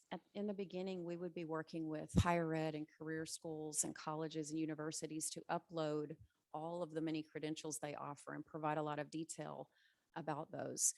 Over time, we would like to prove out the value of each of these to employers, and whether they're industry recognized, industry-based credentials, we would like through this process to bear out the value of these credentials to employers in Texas. But Commissioner, it's a long road, honestly, to get to that point. Our first phase really is to just develop the library and provide a format, working with the coordinating board to bring in all of the information into this and work on deduplication. Okay. So let me know if I can do anything to give assistance with those employer organizations that are out there as we're developing this. There may be input that they can provide that will be of value to the vendor that's selected for this on the front end that might benefit long-term on the back end. So Thank you. I will Good tell to you that TEA surveys employers every couple of years for their CTE development work. Mhm, And mhm. so this, and we had some legislation this session that creates an advisory group for this same, for the goal of, I'm going to forget the bill number, but for the goal of, 3767? yes, thank you, Commissioner, 3767, with the goal of identifying credentials of value. So there is a lot of good work being done in this area. It will just take us a while to take this inventory and build that value into it. Good. Good to help. So you mentioned the Higher Education Coordinating Board. Is this something we'll be working in tandem with or parallel to? This credential library, we would be working in tandem with. Okay, so this will be a direct partnership between this agency and the coordinating board. Yes, the coordinating board intends to be the communicator to the community colleges and helping them to upload the information into the library once it's procured. Okay, so once, how's this library going to get used once it's full? You say it's a long road, so I assume that means weeks, not days to get it complete. I'm kidding. This is going to take years to populate this. But we're going to do a lot of work here. I think it's good work, but a year, 2 years, 3 years, however long it takes to do a good job of this. How will somebody use this library? Like, what's the final use for this once it's deemed ready to go? The final use for us, I think, in our community is to be able to see a full library of credentials that hopefully over time has been culled down to be deduplicated and of highest value to employers in the state, and use it in decision-making. Employers can use this to take a look at maybe some of the various things that are available to them or other like employers, but it's really an information source for the public. Yeah, so would it ultimately be a tool someone could use to say, I have this particular kind of credential, I really want a new job? Would it be something that could power either on its own merits or perhaps power another kind of project so that people could look and see what they have and use that in some career exploration effort to apply that perhaps to a field they didn't think of or a business or company that they didn't think of. It could, and particularly when coupled with the career pathways tool that you all, the app that you all just approved, those two things together will provide information to someone who's trying to transition into a new career or look to see what they're eligible for based on the education they already have. Yeah, I mean, here's a scenario I think that plagues us a little bit in the state, which is, I think there's a lot of credentials out there. I think there's a lot of credentials of consequence out there. I don't think necessarily that they're all cataloged in one place where we can really understand all the different options that people have in terms of getting credentialing that would lead them to the type of career that they would like to see themselves in, at least in terms of taking care of their family or contributing to their community or whatever it is that they're, whatever stage of that career that they're in. I mean, I'm very supportive of this in the sense that, I think it helps us to be able to capture some things that don't meet other various definitions within the state because some things are predefined. This seems to be a lot more open definition. A credential is a credential by its own merits. And particularly if any one employer, and I mean that, any one employer requires a particular training, I think we would want to catalog that somewhere so that it is easier for us to advise people in terms of how they chart their career. So what I see here in front of me is a really small amount of money, which I think gets us started on what I perceive to be a much larger kind of effort, and one that would be necessarily a multi-year effort, not just to populate it, but I think the maintenance of this will require quite a bit of work each year, and I'm anxious to tackle that. I see a lot of uses for this tool, and I see a lot of ways this could power some other things that we've been wanting to do and some things we're already doing to help us do that better. If I could, just for a second, turn my attention to the person that you want to hire.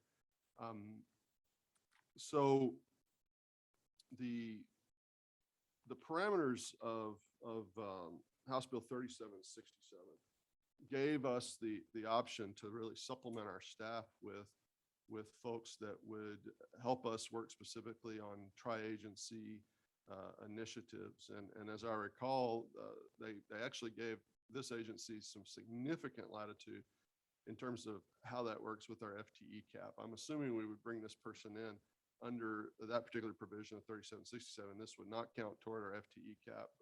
And then I always trust you on WIOA.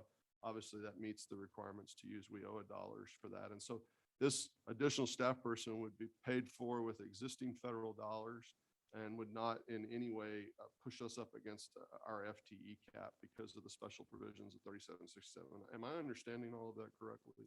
You are. That is correct. Is there any reason why we've only done a one-year appointment? I'm only a little concerned of, I actually worked a one-year job for 3 years one time in the past. But it was a little bit I was in my early 20s. And so it didn't really seem like a problem to take a one-year job. Now that I think about it, that should have been nerve-wracking, but that's just not how it was back then. So hiring someone on a one-year appointment, does that limit our pool? Are there a number of project workers that sort of like the ability to work one project and then move on to the next one? Have we thought about any of that? And I assume something's driving the one-year appointment and not a 3-year or a 5-year kind of project appointment, since I think we've all agreed this project's going to take longer than 1 year to really be implemented. I'm just curious the thought process on that. Well, I think today we were just looking for the first year of Okay. guidance, and I do believe it will be a much longer need than the 12 months, but we could, you all can set aside additional years funding for the position in order to post it for a 2-year period instead of 12 months, or at the end of the 12 months, we can look at options. Is there an option to retain that person at the end of the 12 months? Yes. Okay. That's satisfies me. Chairman brings up some valid concerns regarding this individual. I'm curious, Courtney, would this be 2021 money or 2022 money? This is proposed out of the 2021 balance. Okay. And have we had conversations with TWIC regarding their credentials? Or is TWIC involved in this discussion as well? TWIC is involved in many of the discussions that we've had on the various projects we're talking about today, kind of as tri-agency Great. focused projects, but we will continue to include TWIC in the discussions, particularly around credentialing, which they have so much experience in. The only other thing I wanted to ask is, will the coordinating board at any time be funding this? Or help supplement this, especially if we're looking at personnel? This credential library, the coordinating board staff were interested in using some of the gear funds to support providers in uploading the information. I'm not sure where they are in that process or if it's been formally approved, but I know that staff were interested in finding creative uses of the gear funding to help with getting the information loaded into the library once procured. 3767 was not funded, right? Correct. I'm looking at it here. My concern is that there are some really good things about having a credential library. I agree with the chairman. I just don't want it to be something that we're going to be paying for the rest. It's going to be a line item, as Larry Temple used to say. You know, we don't want to have a line item implemented in our yearly cost. Is there anybody on staff that could currently do this? No. No. We have staff expertise, and other agencies have expertise from survey work they've done and information gathered from employers, but developing an actual library and deduplicating and getting all of the competencies to each of the credentials would be something that I don't believe we're staffed to address. Would the commission well, how does the commission feel about having Texas Higher Coordinating Board supplement some of the salary of this individual? Could we do that? Is it something that we have to take total cost of this person now, this person that we're hiring, or since it's a joint effort, could we have them pay for part of it? I have not made that proposal to the coordinating board.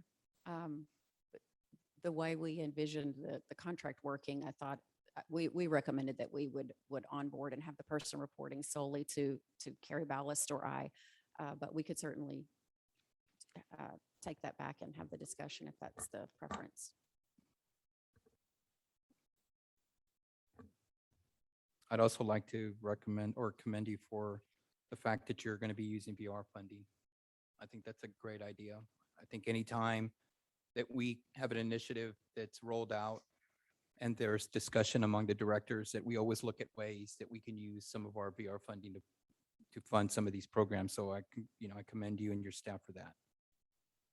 I will say Director Cheryl Fuller is always very helpful in these discussions to see if there will be a proportionate benefit to the VR participants, and you'll see that VR funding is included in a number of these for that reason. So it's a good partnership. Yes.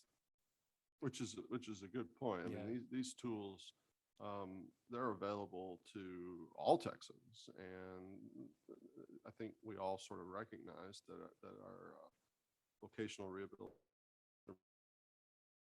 one or more limitations that require some sort of special effort. I think it only makes sense to supplement things that are meant for all Texans with available funds to ensure that all Texans can actually access these things. I actually think that's a really good move. Yeah. During the time of the pandemic, we allowed the boards to be real creative. And I think the agency was creative as a whole.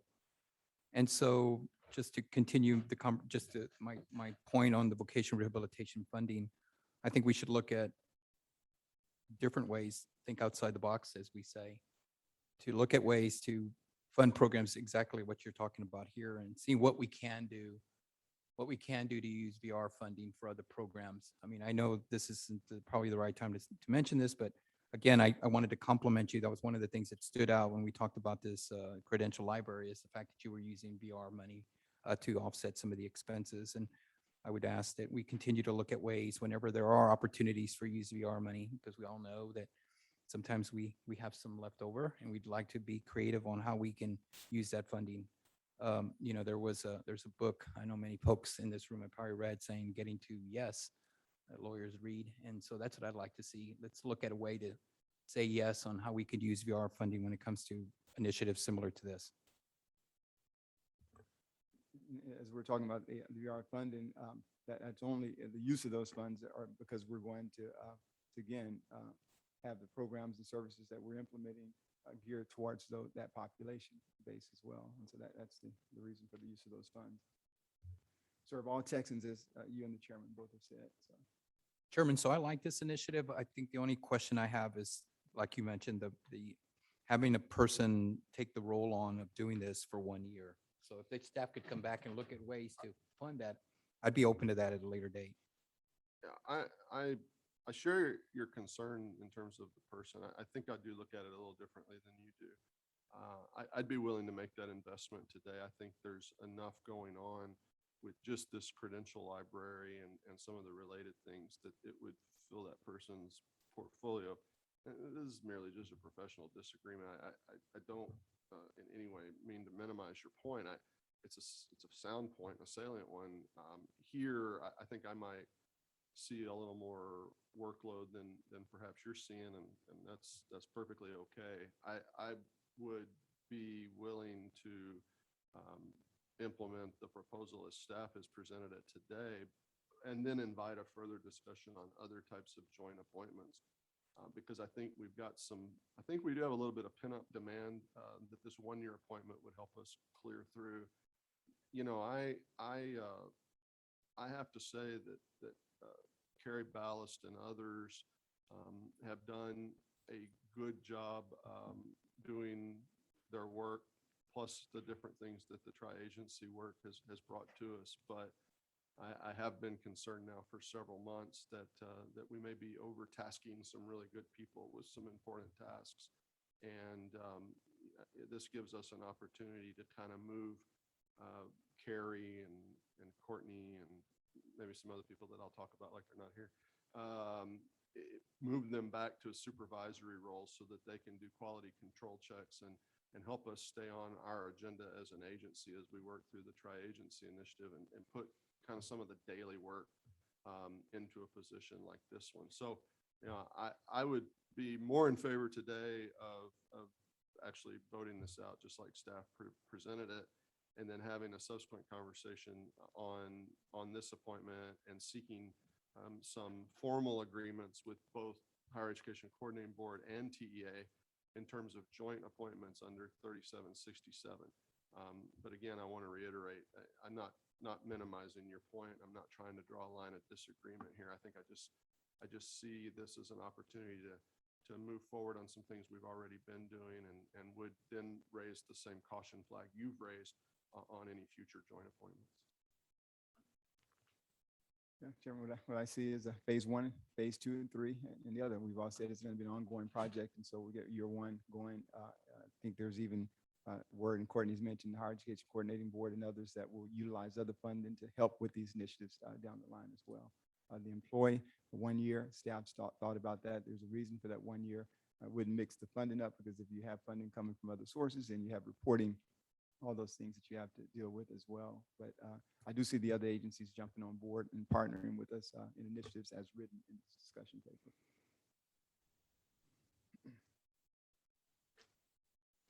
You know, I don't like to get on the daily weeds of the operation of the agency, because that's not what we're not supposed to do. Ed, recommendation? What's your input? I'm sorry, sir, recommendation on. Going ahead with the, I believe that we should, and if Okay. the individual proves to be a resource that we need to continue to find, then we'll find the funding to continue that. We have several individuals that we've hired under temporary contract for a year that have been with us for, like the chairman's point, 3 years. And the I agree. contracts that we execute or the hiring will indicate that there may be opportunities. I agree. Okay, any further discussion? None here, Chairman. All right, if there's no further discussion, do we have a motion? Somehow you were able to persuade me, Chairman. I move that we approve the use of $446,250 of WIOA statewide funding and $78,750 of vocational rehabilitation funding to enter into contract with Credential Engine for development and implementation of a statewide credential library. I further move that we approve $98,185 that we owe as statewide funding for one full-time employee to work 1 year to support the implementation of a credential library and tri-agency work. A second. It's been moved and seconded. We're unanimous. Thank you. Thank you. Mhm. This is agenda item 9, discussion, consideration, possible action regarding the fiscal year 2022 operating budget. Good morning, Chairman, Commissioners, Mr. Cerna. For the record, Chris Nelson, Chief Financial Officer. Can you hear me? We can. Yes. Okay.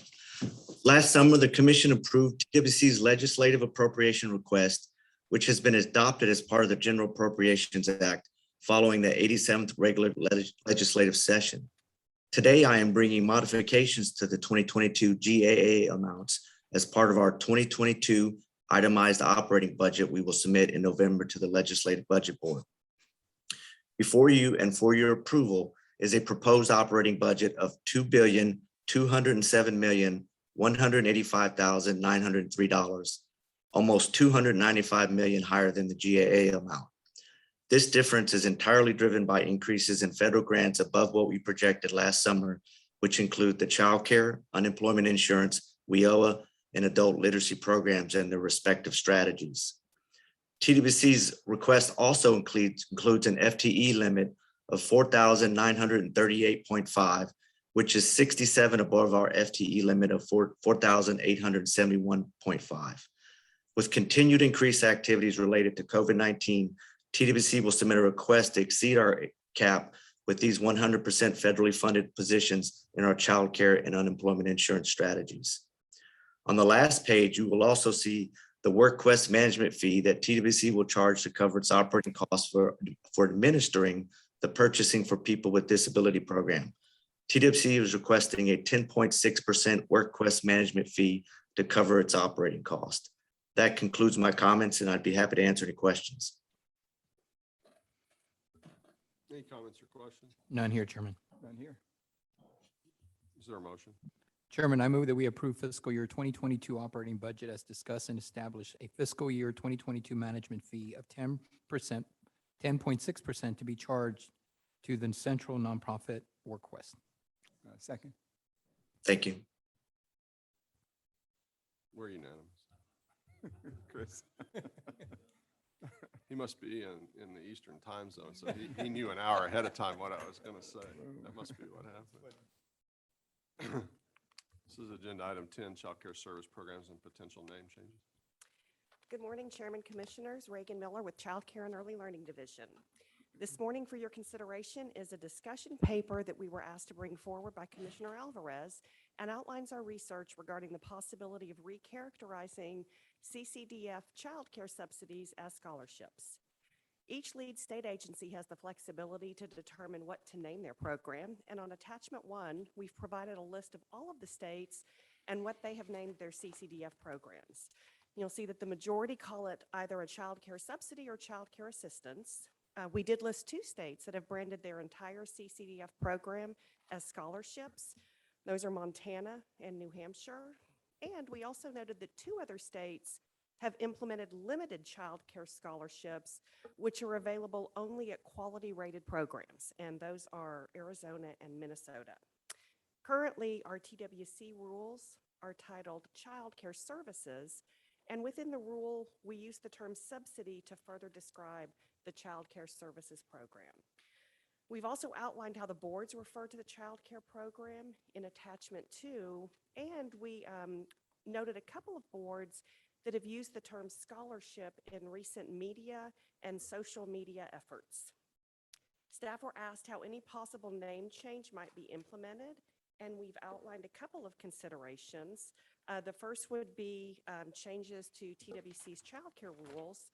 And another possibility is retaining the rule language, but modifying how we refer to the program and outreach material. And this morning, we're seeking your direction on any possible name change and any possible implementation strategies. Any comments or questions? Chairman, I have a comment. I want to thank staff for bringing this item forward. Thank you, Reagan, and your staff. As stated in my original request, we can have a profound impact on the way parents and children view the child care services we help them to receive by helping them receive by help them to receive by calling them child care scholarships instead of subsidized. This will help to reinforce that parents are receiving something of value, something to be proud of, and it helps the parents to be invested in the child care that they're receiving. It also highlights the value of quality child care they are receiving as well. With that being said, I don't believe it is necessary to change our rules. We can accomplish our goal by changing the language to child care scholarships in our interactions with parents and our messaging with providers, parents, partners, kids, and the public. And so I wanted to thank you for the hard work that you put behind this. And as referenced earlier, I do know that there are 2 boards that are already using that term, since we do inform folks that we do provide the top quality child care in the state. So those are my comments. And thank you, Reagan. Mr. Alvarez, I think I've spoken on this at the last commission meeting and heard the young lady who actually had this taking place, I think in Minnesota, so if I'm not mistaken. In reading the discussion paper, I too like us updating guidance and public-facing materials from that standpoint. If we're under the tag child care services right now, that's the way we refer to it in Texas. And if it's child care services, then underneath that, our marketing materials are public-facing documents referring to the program as scholarships versus subsidies seems to get us down the line without having to go in and do a lot of rule changes and the like. But and it sounds like there are 2 boards that are already referring to these as scholarships, and not on the front side, but in the marketing materials and the like. They're already doing that. So it's worth a discussion. I think it changes the mindset in some ways and the like, and it could be something of value. Reagan, I appreciate your work on this. There's a lot of in-depth research that was done, and I think this is good information to help inform a decision point. After looking at all the information that you've compiled and doing a little bit of research on my own and giving this a considerable amount of thought, I just don't support at this time calling them scholarships. To me, scholarship implies that a student qualified in some way through some achievement that they had, and that we would award a scholarship on the basis of that achievement. And that's not what we're doing here. I think the qualification is much more fundamental than that, and it's not really based on the idea that the student created, some achievable thing. And in fact, I think there's a downside to that, in the sense that it would be possible then that parents might not pursue this thinking that the child would be subjected to some sort of achievement test or some sort of qualification on the part of the student. And so, I think scholarships here is a bit of a misnomer. We refer to it in our rules as child care services. So that's what we're using currently. I think child care assistance is also a much more descriptive term, and I think we've seen both the federal government and some other states that use the term child care assistance. If our concern here is that the word subsidy has a negative connotation, I think that I don't see necessarily the same connotation with either services or assistance. I think scholarship and the use of that term creates an entirely different type of situation surrounding the perception that people would have of the program. And so, I think this is kind of a multi-part discussion. In order to change it to scholarships, that would obviously necessitate a rule change and might possibly necessitate a statutory change in order to be for the rules to be in harmony with the statute. I do concede the point that we can talk about it in any number of ways. I would not want to see the agency talk about this program in terms of scholarships, because I don't think the student's actually earning that. I think the qualifications based on salary and other factors are at the parental level. And in fact, the award, as I understand the program, goes through the board. It's not actually awarded to the student.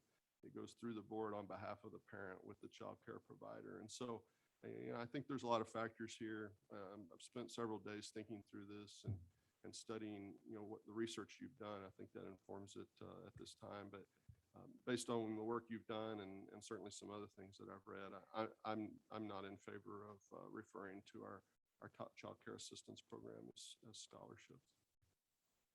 Any further discussion? I appreciate the fact that you referenced it as top child care. And you're right, it is top child care. And that's the reasoning why I felt like it was an appropriate time for us especially during this time. As we traveled the state and talked to child care providers, this has a huge impact on those folks that live in rural Texas and those people that live in underserved communities. They want to see their students. They want to see their children be successful. And I think one of the ways to do that, and I do think there's a connotative reference when we say subsidized childcare, at least where I was brought up when we used that term, it meant you were poor and you weren't getting the same quality education like everybody else. And so the idea came up from the Dr. Quintana Moore, who is a Rice University professor, and Councilwoman Cisneros out of Houston, and some of the folks around the state, that when we were talking about this idea of changing the name, they all mentioned it was a game changer. And it is a game changer, especially for those individuals that may have never received a scholarship in their life. And so being able to call quality childcare, an opportunity to attend on a scholarship, to me seems appropriate. And so I understand the work that you put into this. But again, we've been talking about, if I'm not mistaken, since June 30th about the marketing of this agency. And we should market this agency in a positive way, whether it's through childcare or apprenticeship programs or, highly skilled individuals. Those are terms that we need to use. And so I think people would appreciate it if in this particular case, it doesn't require a rule change. It's just a marketing campaign. And I think people will do that regardless if we take action on that today or not. But my hope was that we could at least be in agreement that changing a name like this would give those individuals that live in underserved communities an opportunity to tell their kids that they're receiving a scholarship and attending a quality child care provider. And so I understand there's been a lot of work, research. Our office has done the same thing. This wasn't just something we thought about overnight and said, hey, let's just bring this up. We've had multiple conversations with people that are in early childhood development, like Dr. Quintana Moore, who will be speaking along with Reagan Miller at our super session in Houston this year. I think we need to start looking at the way that we perceive childcare in this state. And I think this is a great way to start it off by referencing that these individuals that are going to be going, it puts them on an even pattern, on even level. And it's just a name change. That's all it is. It's just a name change. So I asked the commission to support me on this, changing the name from subsidized childcare to scholarships. Other states do it, and I think we should be on board with them as well.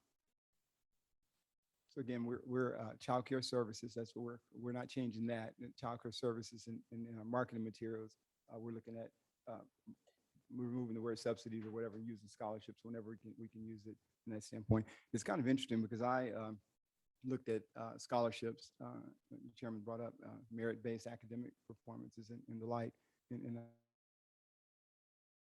those lines, but I was also thinking about those scholarships that are given based on need.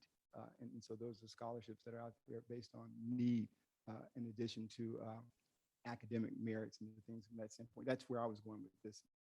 It's a scholarship not based on anything that this child has done from an academic standpoint, but it's a scholarship based on need. And so if we're not changing rules, if we're updating guidance and public-facing materials along those lines, I think it's something that it provides for us an easy out. If it becomes confusing, we're not having to go back and change rules or anything along those lines. And then it's an easy out if someone doesn't like it down the line. I think you've said, you talked to the individuals, the stakeholders, and I'm always a big advocate and always wanting, I'd ask Reagan all the time, have you talked to the stakeholders? Have you gotten their input? And if we receive input from those stakeholders and in agreement from that standpoint, then I think I am along the lines of listening to the stakeholders from that standpoint. So it's my thoughts. No further discussion. Is there a motion? I move that we retain the current rule language, but modify how we refer to the program in the parent-provider outreach materials, including websites, social media, by changing the language to child care scholarships. We should also work with the board to ensure consistent communication with parents and providers using the term child care scholarships. A second?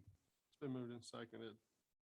I assume you're voting in favor of your motion? Yes. You'll be voting in favor. Show me as voting no. Thank you. Thank you, Commissioners. Reagan. Thank you. All right, this is agenda item 11, IT Registered Apprenticeship Expansion Program.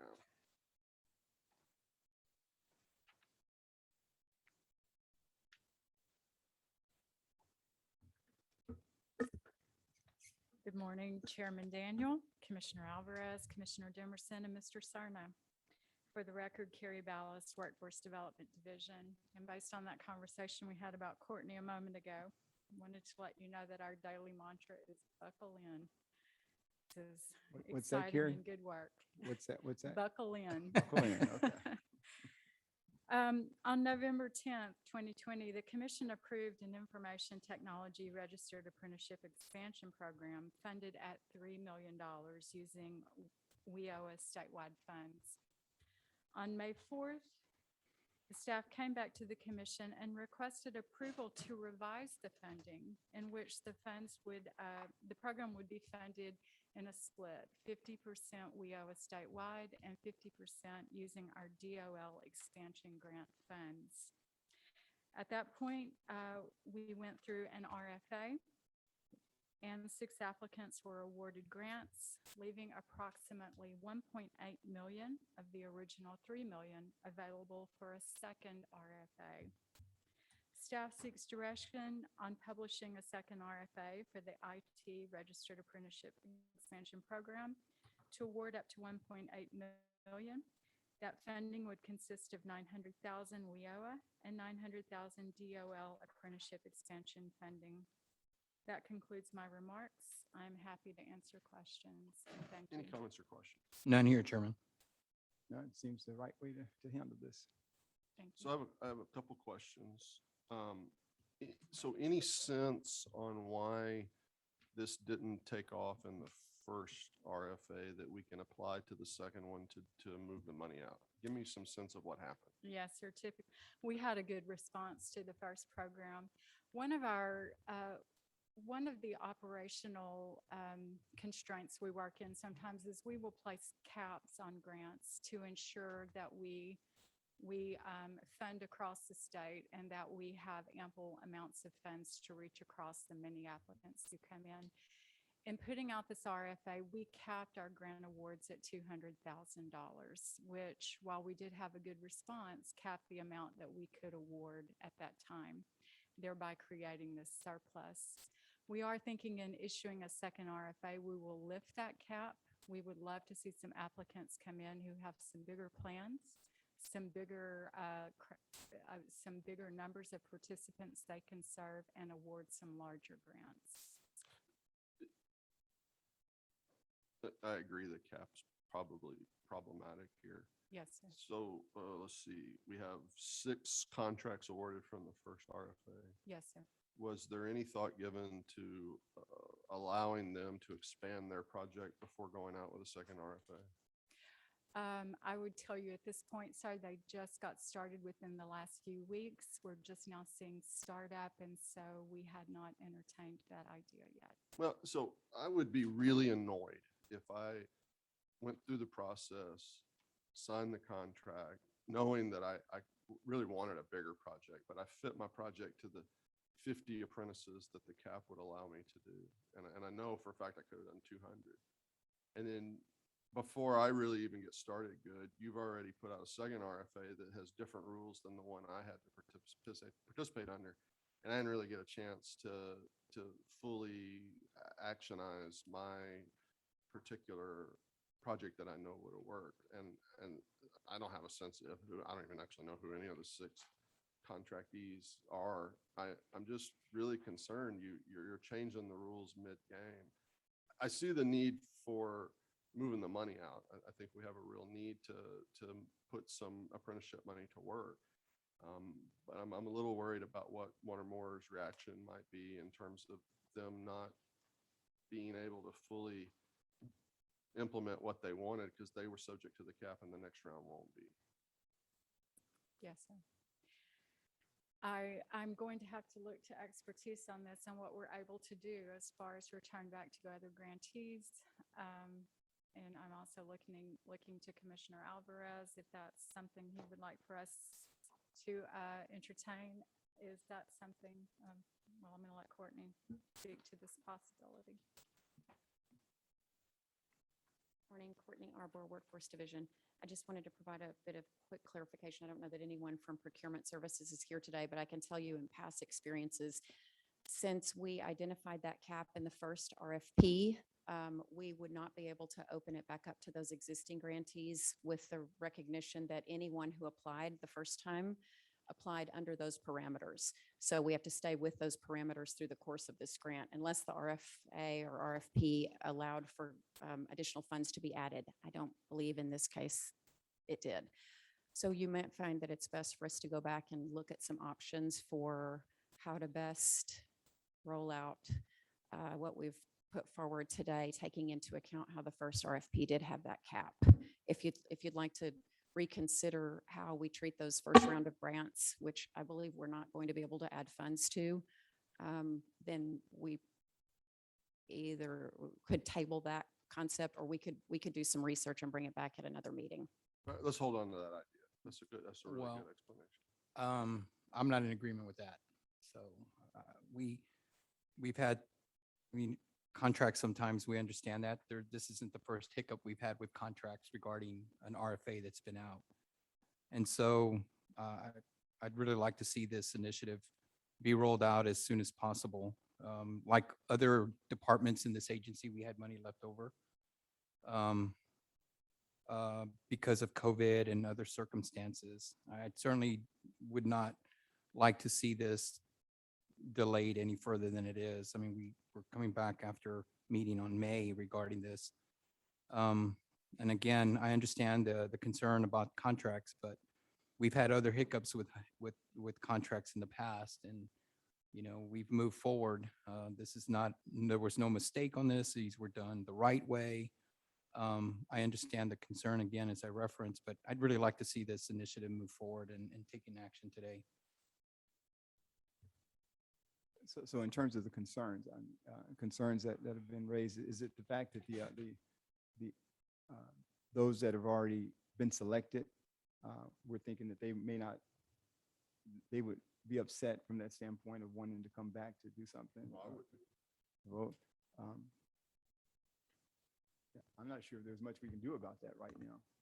Well, they're already in place. Yeah, I'm not sure. They're already in place. I'm not So sure. regardless, we're going to open it up again. It's just delaying the process. If there's something different that's going to be brought back by staff, then we should look at that. But if it's going to be more of the same, Well, and it's not anything there, we should move forward. And Commissioner, this first RFA was distributed during the pandemic. Maybe that's the reason why they limited the number of folks they were going to do. I don't see why we couldn't allow them. Obviously, we couldn't allow them to apply again, but next year's money, they would certainly be eligible to apply again for another grant. I just don't want to see this delayed. I don't want to see it delayed either. I'm just trying to figure out how to give some equitable treatment to some people here. Of the 6 that have contracts, what types of credentials will they be offering apprentices via their project? If it's okay, sir, I've asked Desi Holmes to join. She's on Zoom with us. Desi, if you could join us and let us know about the applicants and what programs they'll be focusing on.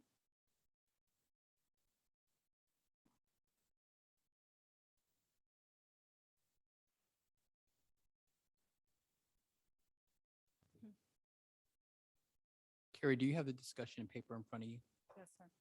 Because I know it's, if I'm not mistaken, is it these that are listed in front of us? Server fundamentals, network fundamentals, security fundamentals, A+, CompTIA certification. Yes, yes. And I think as you see, we have Ben moving around too. Ben, whose group headed up the RFA, most likely has our awardees and what program projects they propose.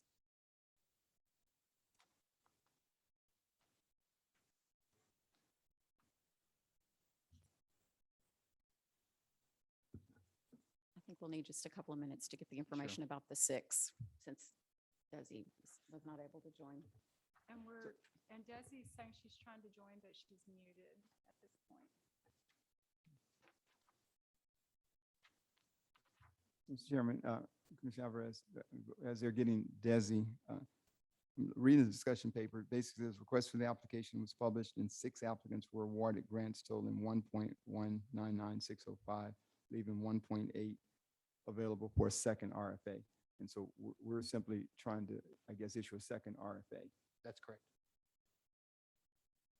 900 to go through WIOA and the other 900 through the apprenticeship expansion So grant. Staff was briefing me, I mean, that's how I understood it, and there's really no other way outside of just leaving the money on the table. If we don't, I mean, you can't do anything with the other 6 that have already been procured. And so right now, we're basically, staff's asking us to look at issuing a second RFA with the remaining funds. Okay. And if I could present an option, if you all are interested in moving it forward today, you could give us the latitude to open it up to the grantees who were just awarded for an additional amount of funding. If we, working with procurement and legal, find that that's appropriate to do that. In your motion, if you'd like for us to explore that and implement it, we are happy to do that. Well, that's satisfactory to me. Yeah. And I would just say, let's do that and explore that option and find out if there's an avenue that we can do that. And in addition to that, following disposition of this item today, Courtney, I'd like to ask you and whatever team you need to bring to come by my office I'd like a fuller briefing on apprenticeships and where we are with some things. And rather than belabor the point today, let's just talk that way and help me understand kind of where we are and where we're headed with this.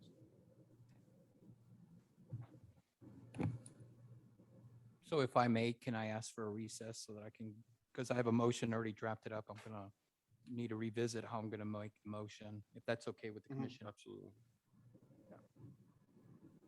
Yeah, I think what was stated allows us to address some of those concerns. So, no, I am giving him a chance to look at the notes, but I was just stating that what was stated seems to address the concerns that were issued. So.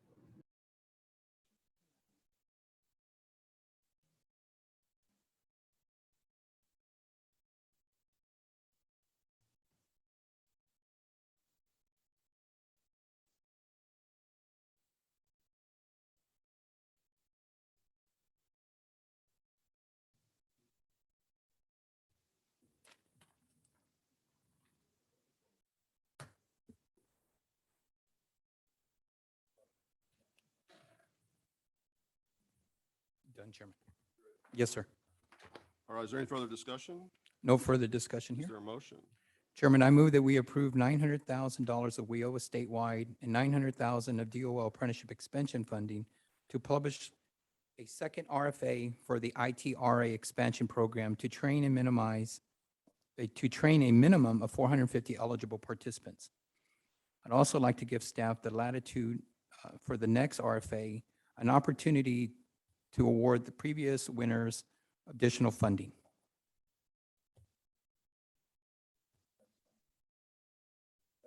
Been moving second. I think we're unanimous. Second. All right. Thank you. Thank you, Carrie. Is there anything for agenda item 12? No. Agenda item 13? No. Board nominations, agenda item 14.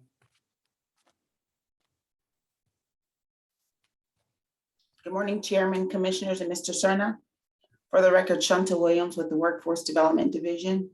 And this morning for your consideration are Workforce Board nominations for Workforce Solutions, South Texas, Tarrant County, Golden Crescent, Middle Rio Grande, the Coastal Bend, Panhandle, and South Plains. Staff recommends that all nominees be approved, and I'm here to answer any questions you have. Any comments or questions? None here, Chairman. None. Is there any motion? I move to approve the board nominees for South Texas, Tarrant County, Golden Crescent, Middle Rio Grande, the Coastal Bend, Panhandle, and South Plains. Second. Been moving seconded. We're unanimous. Thank you. Legislative report? Yes, sir. Here he comes.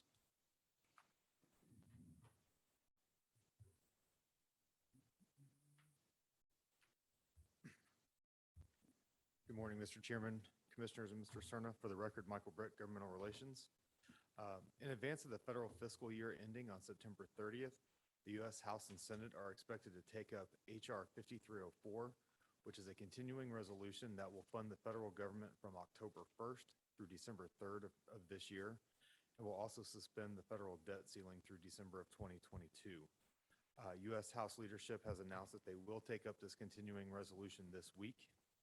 On the state legislative side of things, yesterday, the 87th Texas Legislature's third called session convened, and GR will be monitoring the legislature as the special session progresses. This concludes my remarks this morning, and I'm happy to answer any questions you have. Any comments or questions? None here, Chairman. None. All right. Thank you very Thank much. you. Thank you, Is there an executive director's report today? Yes, sir. I've asked Eric Poland to provide a brief update. Here he comes to provide a brief update to you all. Good morning, Chairman Daniel, Commissioner Alvarez, Commissioner Demister, and Mr. Cerna. For the record, Eric Holland, Deputy Director, Unemployment Insurance Division. I have an update relating to changes in the weekly unemployment insurance benefit amounts that will affect claimants that file new initial claims on or after October 3rd, 2021. This has no effect on existing claims. In accordance with Texas Labor Code, Chapter 207, the minimum and maximum weekly benefit amounts are established based on the Labor Market Information Department's analysis of Texas average weekly wage and covered employment for the preceding year. LMA calculated that the average weekly wage in 2020 was $1,202.71, an increase of $58.72, or 5.1% over the preceding year. As such, Chapter 207 says the minimum weekly unemployment benefit amount is set at 7.6% of Texas average weekly wage and covered unemployment. Furthermore, an increase to the minimum weekly benefit amount may not exceed $1 in any year. Last year, the minimum weekly benefit amount was established at $70. Therefore, this year, the minimum will be increased by $1 to $71. Also in Chapter 207, the maximum weekly benefit amount is set at 47.6% of Texas's average weekly wage in covered employment. Furthermore, an increase to the maximum weekly benefit amount may not exceed $14 in any year. Last year, the maximum weekly benefit amount was established at $535. Therefore, this year, the maximum weekly benefit amount is at $549, an increase of $14. To summarize, effective with claims taken on or after October 3rd, 2021, the minimum unemployment weekly benefit amount will be $71 and the maximum will be $549. Again, there is no effect on existing claims. This concludes my update, and I'm available for any questions. Any comments or questions? Thank you, Eric. None here. Thank you. All right, is there any other order of business come before the commission? No, none here. Thank you, Chairman.